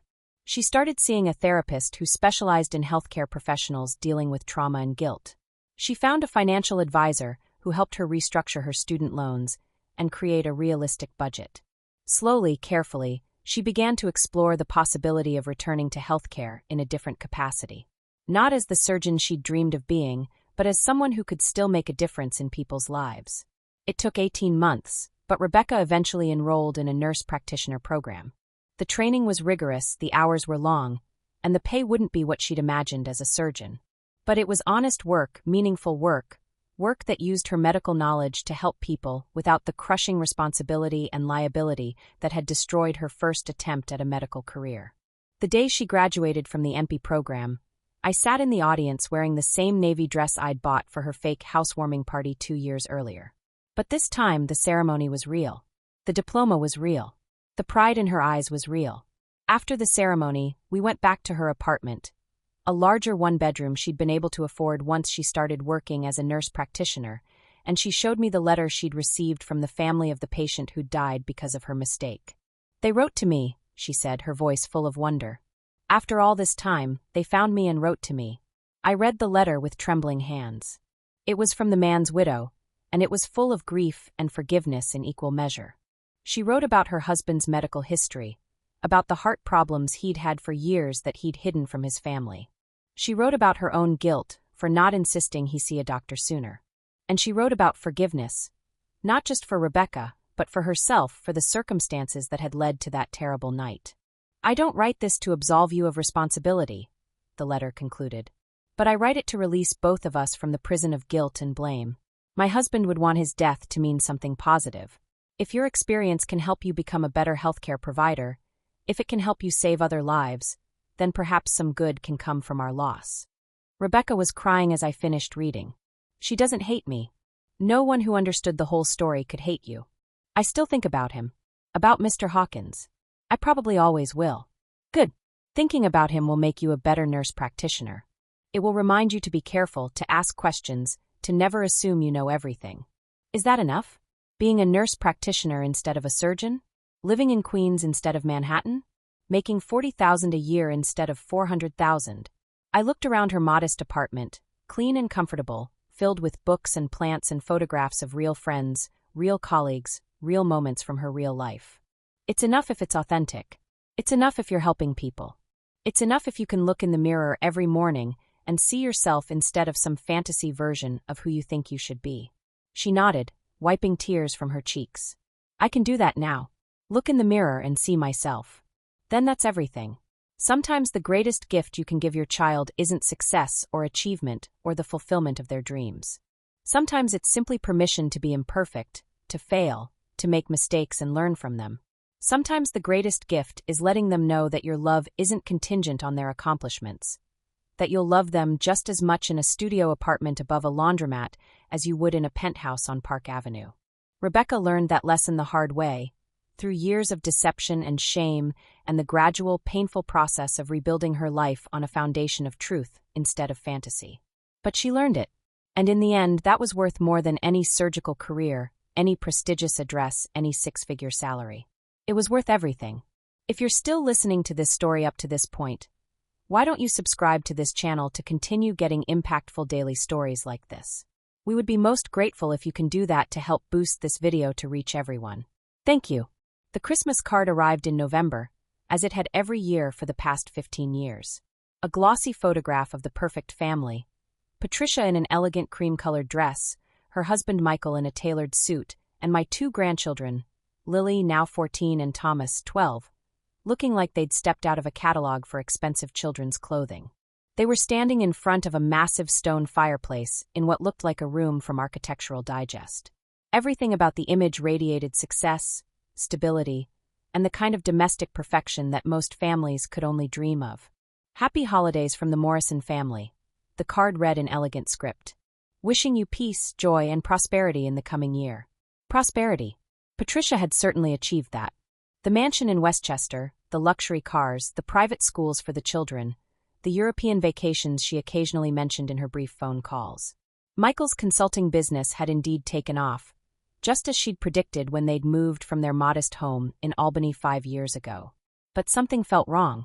A mother's intuition, perhaps, or maybe just the accumulated weight of months of canceled visits and deflected invitations. I hadn't seen my grandchildren in over a year. Every time I suggested a visit, Patricia had an excuse. The children were busy with school activities. They were traveling to see Michael's parents in California. The house was being renovated. Michael preferred to keep visitors to a minimum. He worked from home and needed quiet. Always Michael. Always his preferences, his schedule, his needs taking precedence over a grandmother's desire to see her grandchildren. I missed them terribly. Lily, who used to call me every Sunday to tell me about her week, her friends, her dreams of becoming a veterinarian. Thomas, who collected vintage baseball cards and could recite statistics about players from the 1950s. They were growing up without me, becoming strangers whose voices I barely recognized during our rare, brief phone conversations. But worse than missing them was the growing certainty that something was very wrong in that perfect house in Westchester. Patricia's voice had changed over the past 2 years. She spoke in careful, measured sentences, as if someone might be listening to every word. She deflected questions about the children's daily lives, their friends, their schools. When I asked about her own happiness, she gave responses that sounded rehearsed. Everything is wonderful, Mama. We're so blessed. Michael works so hard to provide for us. Michael. I'd never liked him, not from the moment Patricia brought him home during her junior year at college. He was handsome in that calculated way that some men cultivated. Always perfectly groomed, always wearing clothes that cost more than they should, always speaking with the kind of confidence that masked insecurity. But Patricia had been 21 and in love, and he'd been attentive and charming and full of big dreams about the fortune he was going to make in business consulting. When they married 6 months after graduation, I'd swallowed my reservations and welcomed him into the family. Now, 15 years later, those reservations felt prophetic. I made the decision on a gray December morning while staring at that Christmas card photograph. Something about the way Patricia's smile didn't reach her eyes, the way the children seemed almost posed rather than natural, the way Michael's hand on Patricia's shoulder looked possessive rather than loving. I was going to see my grandchildren, with or without permission. The journey to Westchester took most of the day. 3 different buses, each one carrying me further from the familiar streets of Albany into the manicured perfection of one of New York's wealthiest suburbs. The final bus dropped me at a stop 2 miles from Patricia's address, and I walked the rest of the way carrying a tin of homemade chocolate chip cookies and wearing my best coat despite the December chill. The Morrison house sat behind wrought iron gates on a tree-lined street where every lawn looked like it had been manicured with nail scissors. It was even more imposing in person than in the Christmas card photos. 3 stories of gray stone and gleaming windows, with a circular driveway that could have accommodated a dozen cars. The gates were closed, but there was an intercom system with a small camera mounted beside it. I pressed the button and waited, my heart pounding with nervous anticipation. Yes. Michael's voice, distorted by the electronic speaker, but unmistakably cold. Michael, it's Eleanor. Patricia's mother. I've come to see the children. A long pause. Then, this isn't a good time, Eleanor. We weren't expecting you. I know, dear. That's why it's called a surprise visit. Could you open the gates, please? Another pause, longer this time. I could almost feel him calculating, weighing options, deciding how to handle this unexpected disruption to whatever carefully controlled environment he'd created. Patricia isn't feeling well today. Perhaps you could call next week and arrange. Michael. I used the tone I'd perfected raising 4 daughters, the one that brooked no argument. Open the gates. I'm here to see my grandchildren, and I'm not leaving until I do. The silence stretched so long I wondered if he'd simply walked away from the intercom. Then, with a mechanical click, the gates began to swing open. I walked up the long driveway, my footsteps echoing on the expensive paving stones. The house loomed larger with each step, and I found myself wondering what kind of consulting business could afford this level of luxury. Michael had always been vague about his work, claiming it involved connecting people who needed services with people who could provide them. The front door opened before I could knock. Patricia stood in the doorway, and my heart nearly stopped. My eldest daughter, who had always been the picture of health and vitality, looked like a ghost. She'd lost weight, too much weight, and her face was pale and drawn. Her blonde hair, once glossy and perfectly styled, hung limp around her shoulders. But it was her eyes that truly alarmed me. They were the eyes of someone who lived in constant fear. "Mama," she said, and her voice was barely above a whisper. "You shouldn't have come." "Nonsense." I stepped forward to embrace her, but she flinched away from my touch. The movement was subtle, almost involuntary, but it sent a chill down my spine. "I've come to see my grandchildren." "Where are Lily and Thomas?" They're at school." "It's Wednesday, Mama. They won't be home until—" "It's Saturday, Patricia." She blinked, confusion flickering across her features. "Is it?" Sometimes I lose track of the days." From somewhere deep in the house, I heard a sound that made my blood freeze. Children crying. Not the normal tears of childhood disappointment or frustration, but the desperate, heartbroken sobs of children in genuine distress. "Who's crying?" I asked. Patricia's face went even whiter. It's probably the television. Michael likes to watch those hospital shows, and sometimes they get quite dramatic." "Patricia." I took her face in my hands, forced her to look at me. "Those are real children crying." "Where are they?" "Mama, please." She glanced over her shoulder, terror flickering in her eyes. "You need to leave. If Michael comes back and finds you here." "Finds me here what?" "Patricia, what are you afraid of?" Before she could answer, the crying grew louder, more desperate. It seemed to be coming from below us, from the basement perhaps. The sound was muffled but unmistakable. Multiple children, all of them in distress. "I'm calling the police," I said, reaching for my phone. "No." Patricia grabbed my wrist with surprising strength. "Mama, please. You don't understand. If you call the police, people will die. Children will die." "What children, Patricia? What are you talking about?" She looked around wildly, as if expecting Michael to materialize from the shadows. Then she grabbed my arm and pulled me inside, closing the door quickly behind us. The interior of the house was as impressive as the exterior: marble floors, crystal chandeliers, artwork that looked like it belonged in museums. But there was something wrong with it all, something that felt more like a showroom than a home. The furniture was perfectly arranged but somehow sterile. There were no family photographs visible, no children's artwork on the refrigerator, no signs that a family actually lived here. "Where are Lily and Thomas?" I asked again. "Boarding school," Patricia said, wrapping her arms around herself. "Michael sent them away 2 years ago. Said they needed better educational opportunities than they could get locally." "Boarding school?" "Patricia, they're 12 and 14 years old." "I know." Her voice broke on the words. "I know how old they are, Mama. I think about them every single day."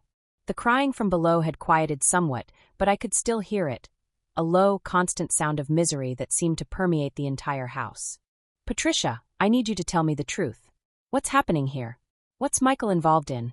She led me to a sitting room that looked like it had never been sat in, with furniture that was beautiful but uncomfortable and windows that were covered with heavy curtains despite the midday sun. "He calls it a consulting business," she said, her voice hollow. "But it's not consulting. It's buying and selling." "Buying and selling what?" She couldn't meet my eyes. "Children." The word hit me like a physical blow. I sank into one of the uncomfortable chairs, my legs suddenly too weak to support me. "Children," I repeated. "Desperate parents bring their children to us. Mothers who can't afford to feed them, fathers who are facing eviction or foreclosure, families who think they're arranging temporary care while they get back on their feet." Patricia's voice was mechanical, as if she'd rehearsed this explanation many times. "Michael promises to find good homes for them, families who can provide better opportunities." "And does he?" "Sometimes. But the families he finds, they're not going through legal adoption channels. They're wealthy people who want children but don't want to wait for the proper procedures. They don't want background checks or home studies or waiting periods." My mind reeled. "You're selling children to people who can't legally adopt them. Michael is selling them." I just..." She started crying, the same desperate sobs I'd heard from the basement. "Mama, I never wanted this. I never chose this."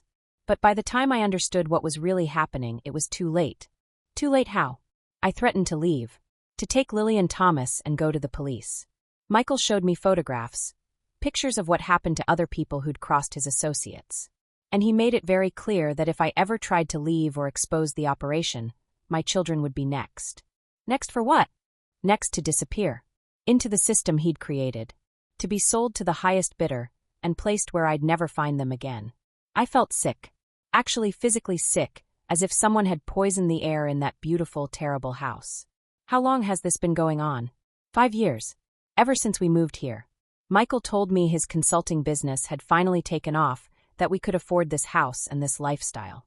I was so proud of him, so grateful. I thought he'd finally found his calling. And when did you realize the truth? About 3 years ago. I came home early from a doctor's appointment and found Michael meeting with a family in our living room. A young mother with 2 small children, both of them obviously malnourished and scared. She was crying, begging Michael to promise her that this was temporary, that she'd be able to get her children back once she found work. What did Michael tell her? He promised her everything she wanted to hear. Said the children would be well cared for, that she could visit them, that she could have them back as soon as she was financially stable. Patricia wiped her eyes with a tissue that was already soaked through. But I saw the paperwork later. Saw what she'd actually signed. Legal documents that gave us permanent custody. Documents that would make it impossible for her to ever reclaim her children. And you said nothing? I tried. That night, I confronted Michael about what I'd seen. He explained that sometimes people needed to be protected from their own poor decisions, that these children were better off with families who could provide for them properly. And you believed him? I wanted to believe him. It was easier than accepting the truth. She looked at me with eyes full of shame and regret. But the next week, I overheard a phone conversation. Michael talking to someone about prices, about specific requirements from buyers. A couple in Connecticut wanted a blonde girl under the age of 5. A family in Florida was willing to pay extra for siblings who could be kept together. The crying from the basement had started again, louder this time, more urgent. How many children are down there? I asked. 6. Sometimes more, sometimes fewer. It depends on inventory. She choked on the word. They stay in the basement until Michael finds buyers for them. Sometimes it's a few days, sometimes weeks. I stood up, my legs unsteady but my resolve firm. Show me. Mama, no. Michael will be back soon, and if he finds you here. Show me, Patricia. Now. She led me through the kitchen, a space that looked like it had never been used for actual cooking, to a door I'd assumed was a pantry. She produced a key from her pocket, and I noticed that her hands were shaking so badly she could barely fit it into the lock. The stairs were steep and narrow, leading down into a basement that had been converted into something that looked like a cross between a dormitory and a prison. The main room contained 6 small beds, each one occupied by a child between the ages of 3 and 8. They were clean and appeared to be well fed, but their eyes held a kind of hollow despair that no child should ever experience. A television played cartoons in one corner, but none of the children were watching.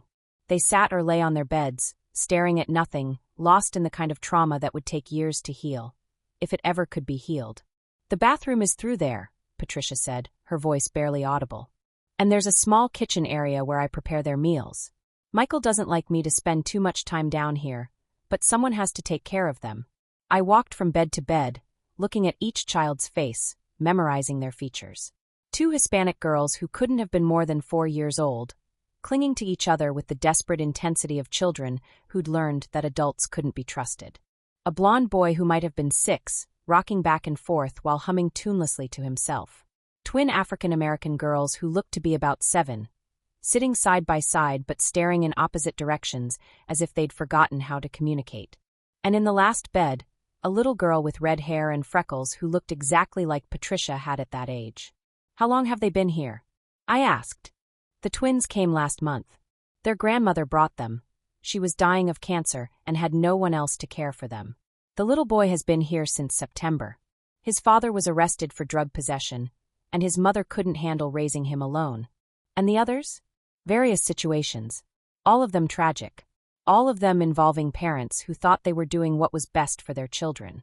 I knelt beside the bed of the red-haired girl, who couldn't have been more than 5 years old. What's your name, sweetheart? She looked at me with eyes that were far too old for her face. I'm not supposed to talk to strangers. I'm not a stranger. I'm Patricia's mama, and I'm here to help you. The little girl glanced at Patricia, who nodded encouragingly. My name is Sophie. My mommy said she'd come back for me, but that was a long time ago. How long ago, Sophie? I don't know. I can't count that high yet. Patricia leaned down to whisper in my ear. 3 months. Her mother was facing eviction and couldn't afford childcare while she looked for work. Michael promised her it would be temporary. Where is her mother now? I don't know. Michael handles all the contact with the birth parents. He tells me they sign agreements not to attempt contact during the transition period.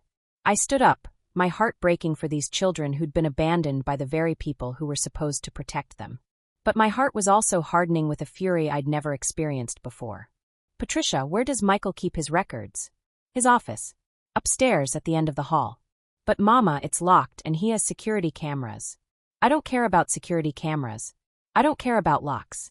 I don't care about Michael or his associates or what they might do to me. I headed for the stairs, my voice getting stronger with each word. Those children are going home. Tonight. Patricia caught up with me at the top of the stairs. Mama, you don't understand.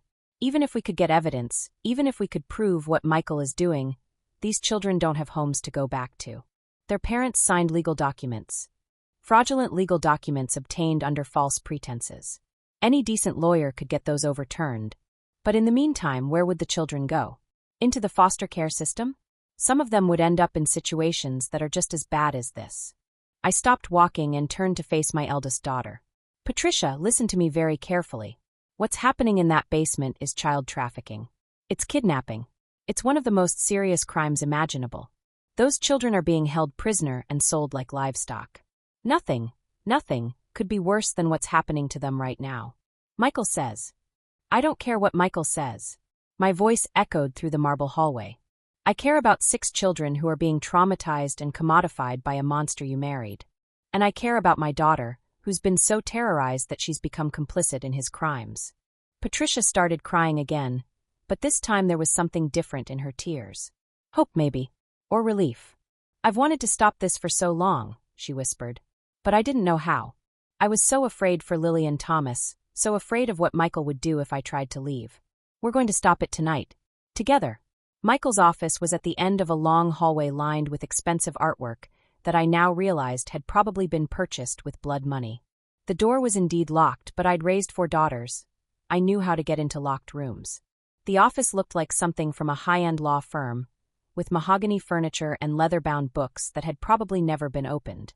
But it was the filing cabinets that interested me, and the computer that sat open on Michael's desk. Does he password protect his files? I asked. I don't know. I've never been allowed in here when he's working. I sat down at the computer and began searching through files and folders. What I found made my stomach turn. Spreadsheets listing children by age, gender, and physical characteristics with prices beside each entry. Email correspondence with potential buyers discussing merchandise and delivery schedules. Photographs of children, not just the ones currently in the basement, but dozens of others who had apparently passed through this house over the past 5 years. Patricia, I said quietly, how many children do you think Michael has sold? She looked over my shoulder at the computer screen, her face growing paler with each file I opened. I had no idea there were so many. The records were meticulous. Michael had documented every transaction, every child, every payment. It was as if he'd been keeping a business ledger, which I suppose he had been. He's made millions of dollars, I said, scrolling through bank records and financial statements. Millions of dollars selling children to people who were willing to pay premium prices to avoid legal adoption procedures. In one folder, I found correspondence with international buyers, wealthy families in Europe and Asia who wanted American children and were willing to pay extraordinary sums for them. The transactions were disguised as donations to fake charities, but the intent was clear. Patricia, some of these children were sent overseas, to buyers in other countries. She sank into a chair, her face in her hands. Oh God, what have I been part of? You've been a victim, I said firmly.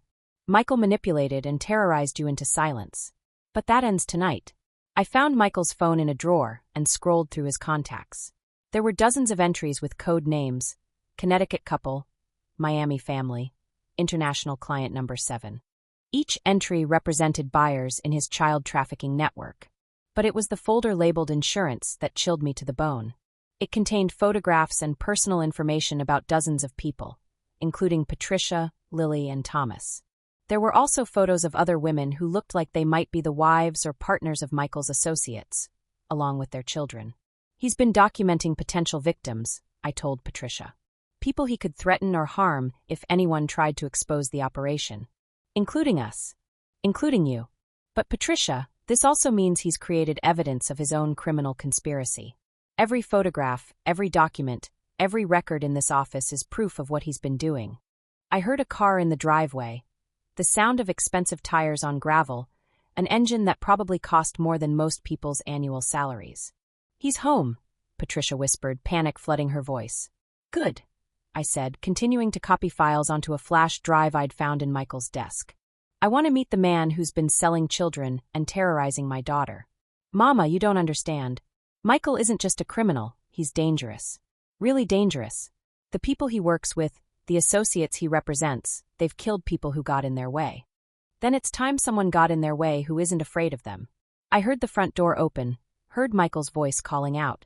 Patricia? Whose car is in the driveway? Patricia looked at me with terror in her eyes. What do? We tell him the truth. That his operation is over.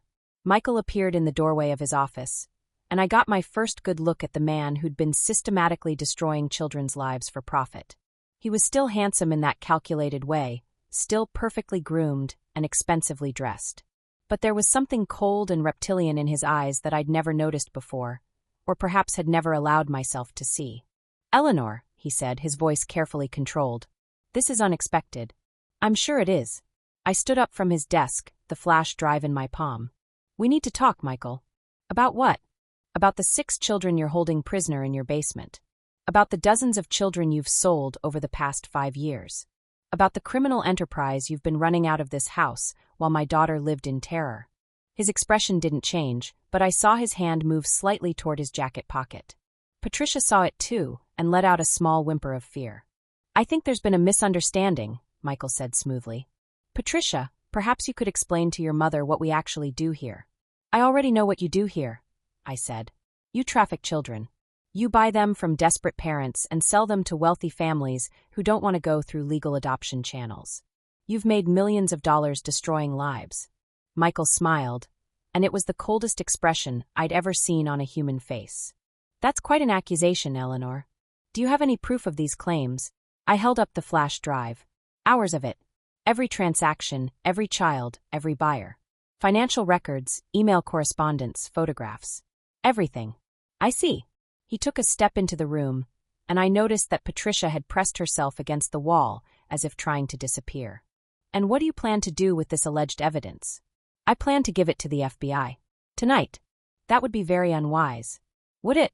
Why is that, Michael? Because accidents happen to people who interfere with my business. Tragic accidents that leave entire families devastated. Are you threatening me? I'm explaining reality. Patricia understands reality, don't you, sweetheart? He looked at my daughter with an expression that was equal parts condescension and menace. She understands what happens to people who betray my trust. Patricia was shaking now, her whole body trembling with fear. But she straightened her shoulders and looked directly at her husband for the first time since I'd arrived. I understand that you're a monster, she said quietly. I understand that you've been holding me prisoner in my own home, using my children as leverage to force me to participate in your crimes. Michael's facade of civilized control finally cracked. Shut up, Patricia. You have no idea what you're talking about. I have every idea. I know about the children in the basement. I know about the buyers, the payments, the fake charities. I know about the people you've threatened and the families you've destroyed. And yet you said nothing for 3 years. Because I was terrified. Because you made it clear that if I tried to leave or expose you, my children would disappear. Michael laughed, a sound that made my skin crawl. Your children are already gone, Patricia. They've been gone for 2 years. Do you really think they're at boarding school? Do you really think I'd leave potential witnesses alive and unsupervised? The words hit Patricia like physical blows. She staggered, her face going white, her hands reaching out for support that wasn't there. What are you saying? She whispered. I'm saying your children have been very profitably placed with a family in Switzerland. A family that paid quite handsomely for a matched set of intelligent, attractive American children. You sold my children? I sold our children. And I did it 2 years ago, right around the time you started asking too many questions about the basement renovations. Patricia let out a sound that wasn't quite human, a wail of grief and rage and absolute despair. She lunged at Michael, her hands reaching for his throat, but he caught her wrists easily and threw her backward into the wall. Don't be dramatic, Patricia. They're better off where they are. They're with a family that can provide them with opportunities you never could have given them.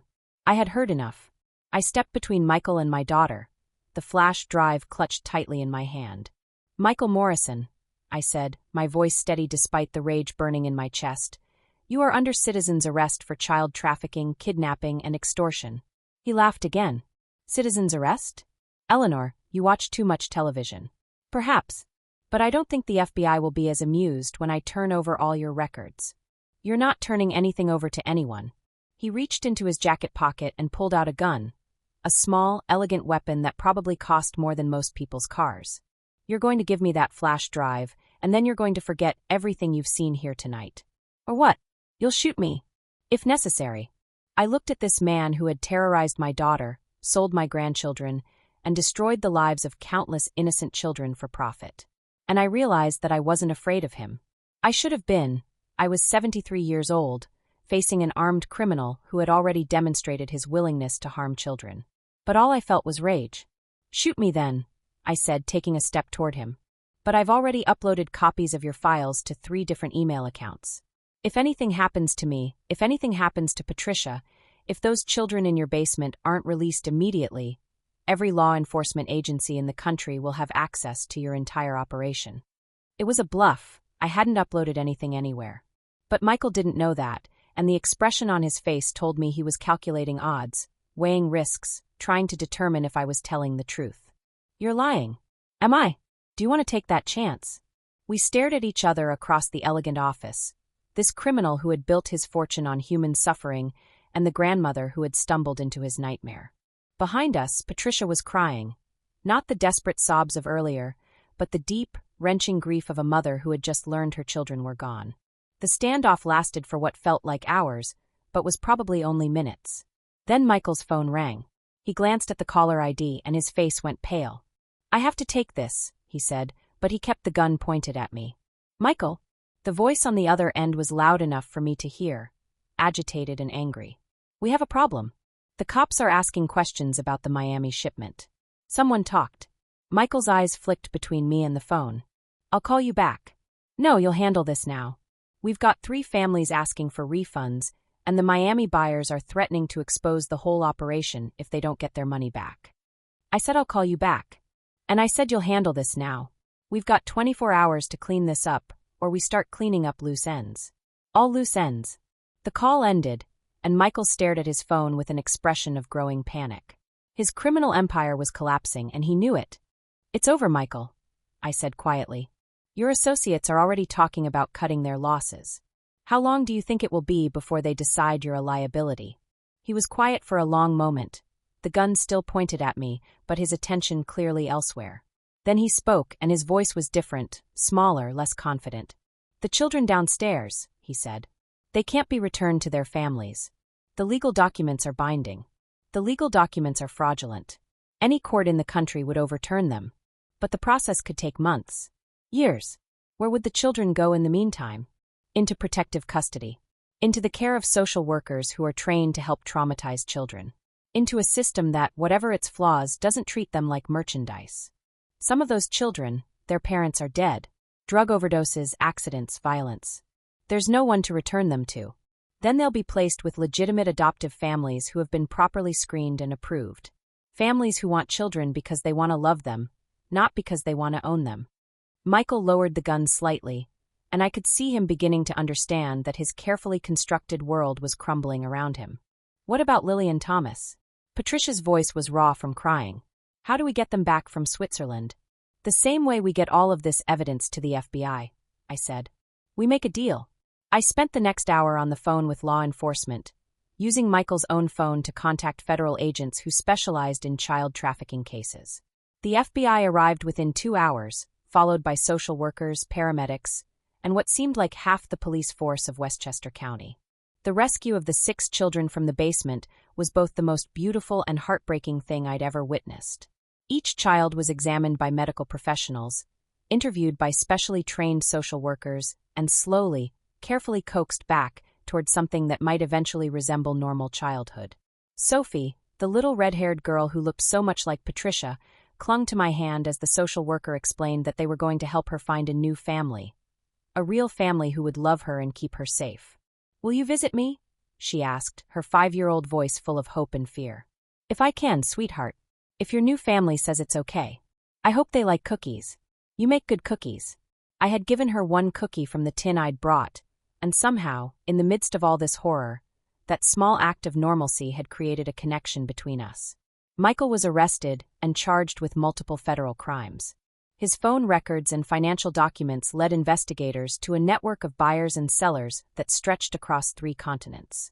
Over the following months, dozens of other children were rescued from similar operations, and hundreds of arrests were made. Patricia entered witness protection after providing testimony that helped convict not just Michael, but many of his associates. The process of getting Lily and Thomas back from Switzerland took 8 months of international legal proceedings, but they were eventually returned to their mother. I visited them once, about a year after that terrible night. Patricia had a new name, a new identity, and was living in a small town in Montana where she worked as a teacher's aide at the local elementary school. The children were in therapy, slowly healing from their own trauma, but they were alive and safe and learning to trust their mother again. "Do you ever regret it?" Patricia asked me as we sat on the porch of her modest rental house, watching Lily and Thomas play in the backyard. Destroying the life I had, even if it was built on lies? I thought about that beautiful mansion in Westchester, about the luxury and wealth that had been purchased with children's lives. Then I looked at my daughter's face, thinner than it had been, marked by stress and grief, but alive with something that had been missing for years. Hope. "I regret that it took me so long to see what was happening," I said. "I regret that those children suffered while I was admiring your perfect Christmas cards and your successful marriage. But destroy your life? No, Patricia. I helped you get your life back. Sometimes saving someone means destroying the life they thought they wanted. Sometimes it means walking into darkness, so complete that you're not sure you'll find your way back to the light. But sometimes, just sometimes, the light is there waiting for you. And sometimes the life that emerges from the ashes of the old one is smaller, quieter, and more difficult, but infinitely more real. Sometimes that's enough. Sometimes that's everything." Thank you for watching this video. Subscribe, like and share this video to continue listening to this type of story daily, and also to appreciate this community too. I would like to hear your wonderful opinion about this story. Please comment below.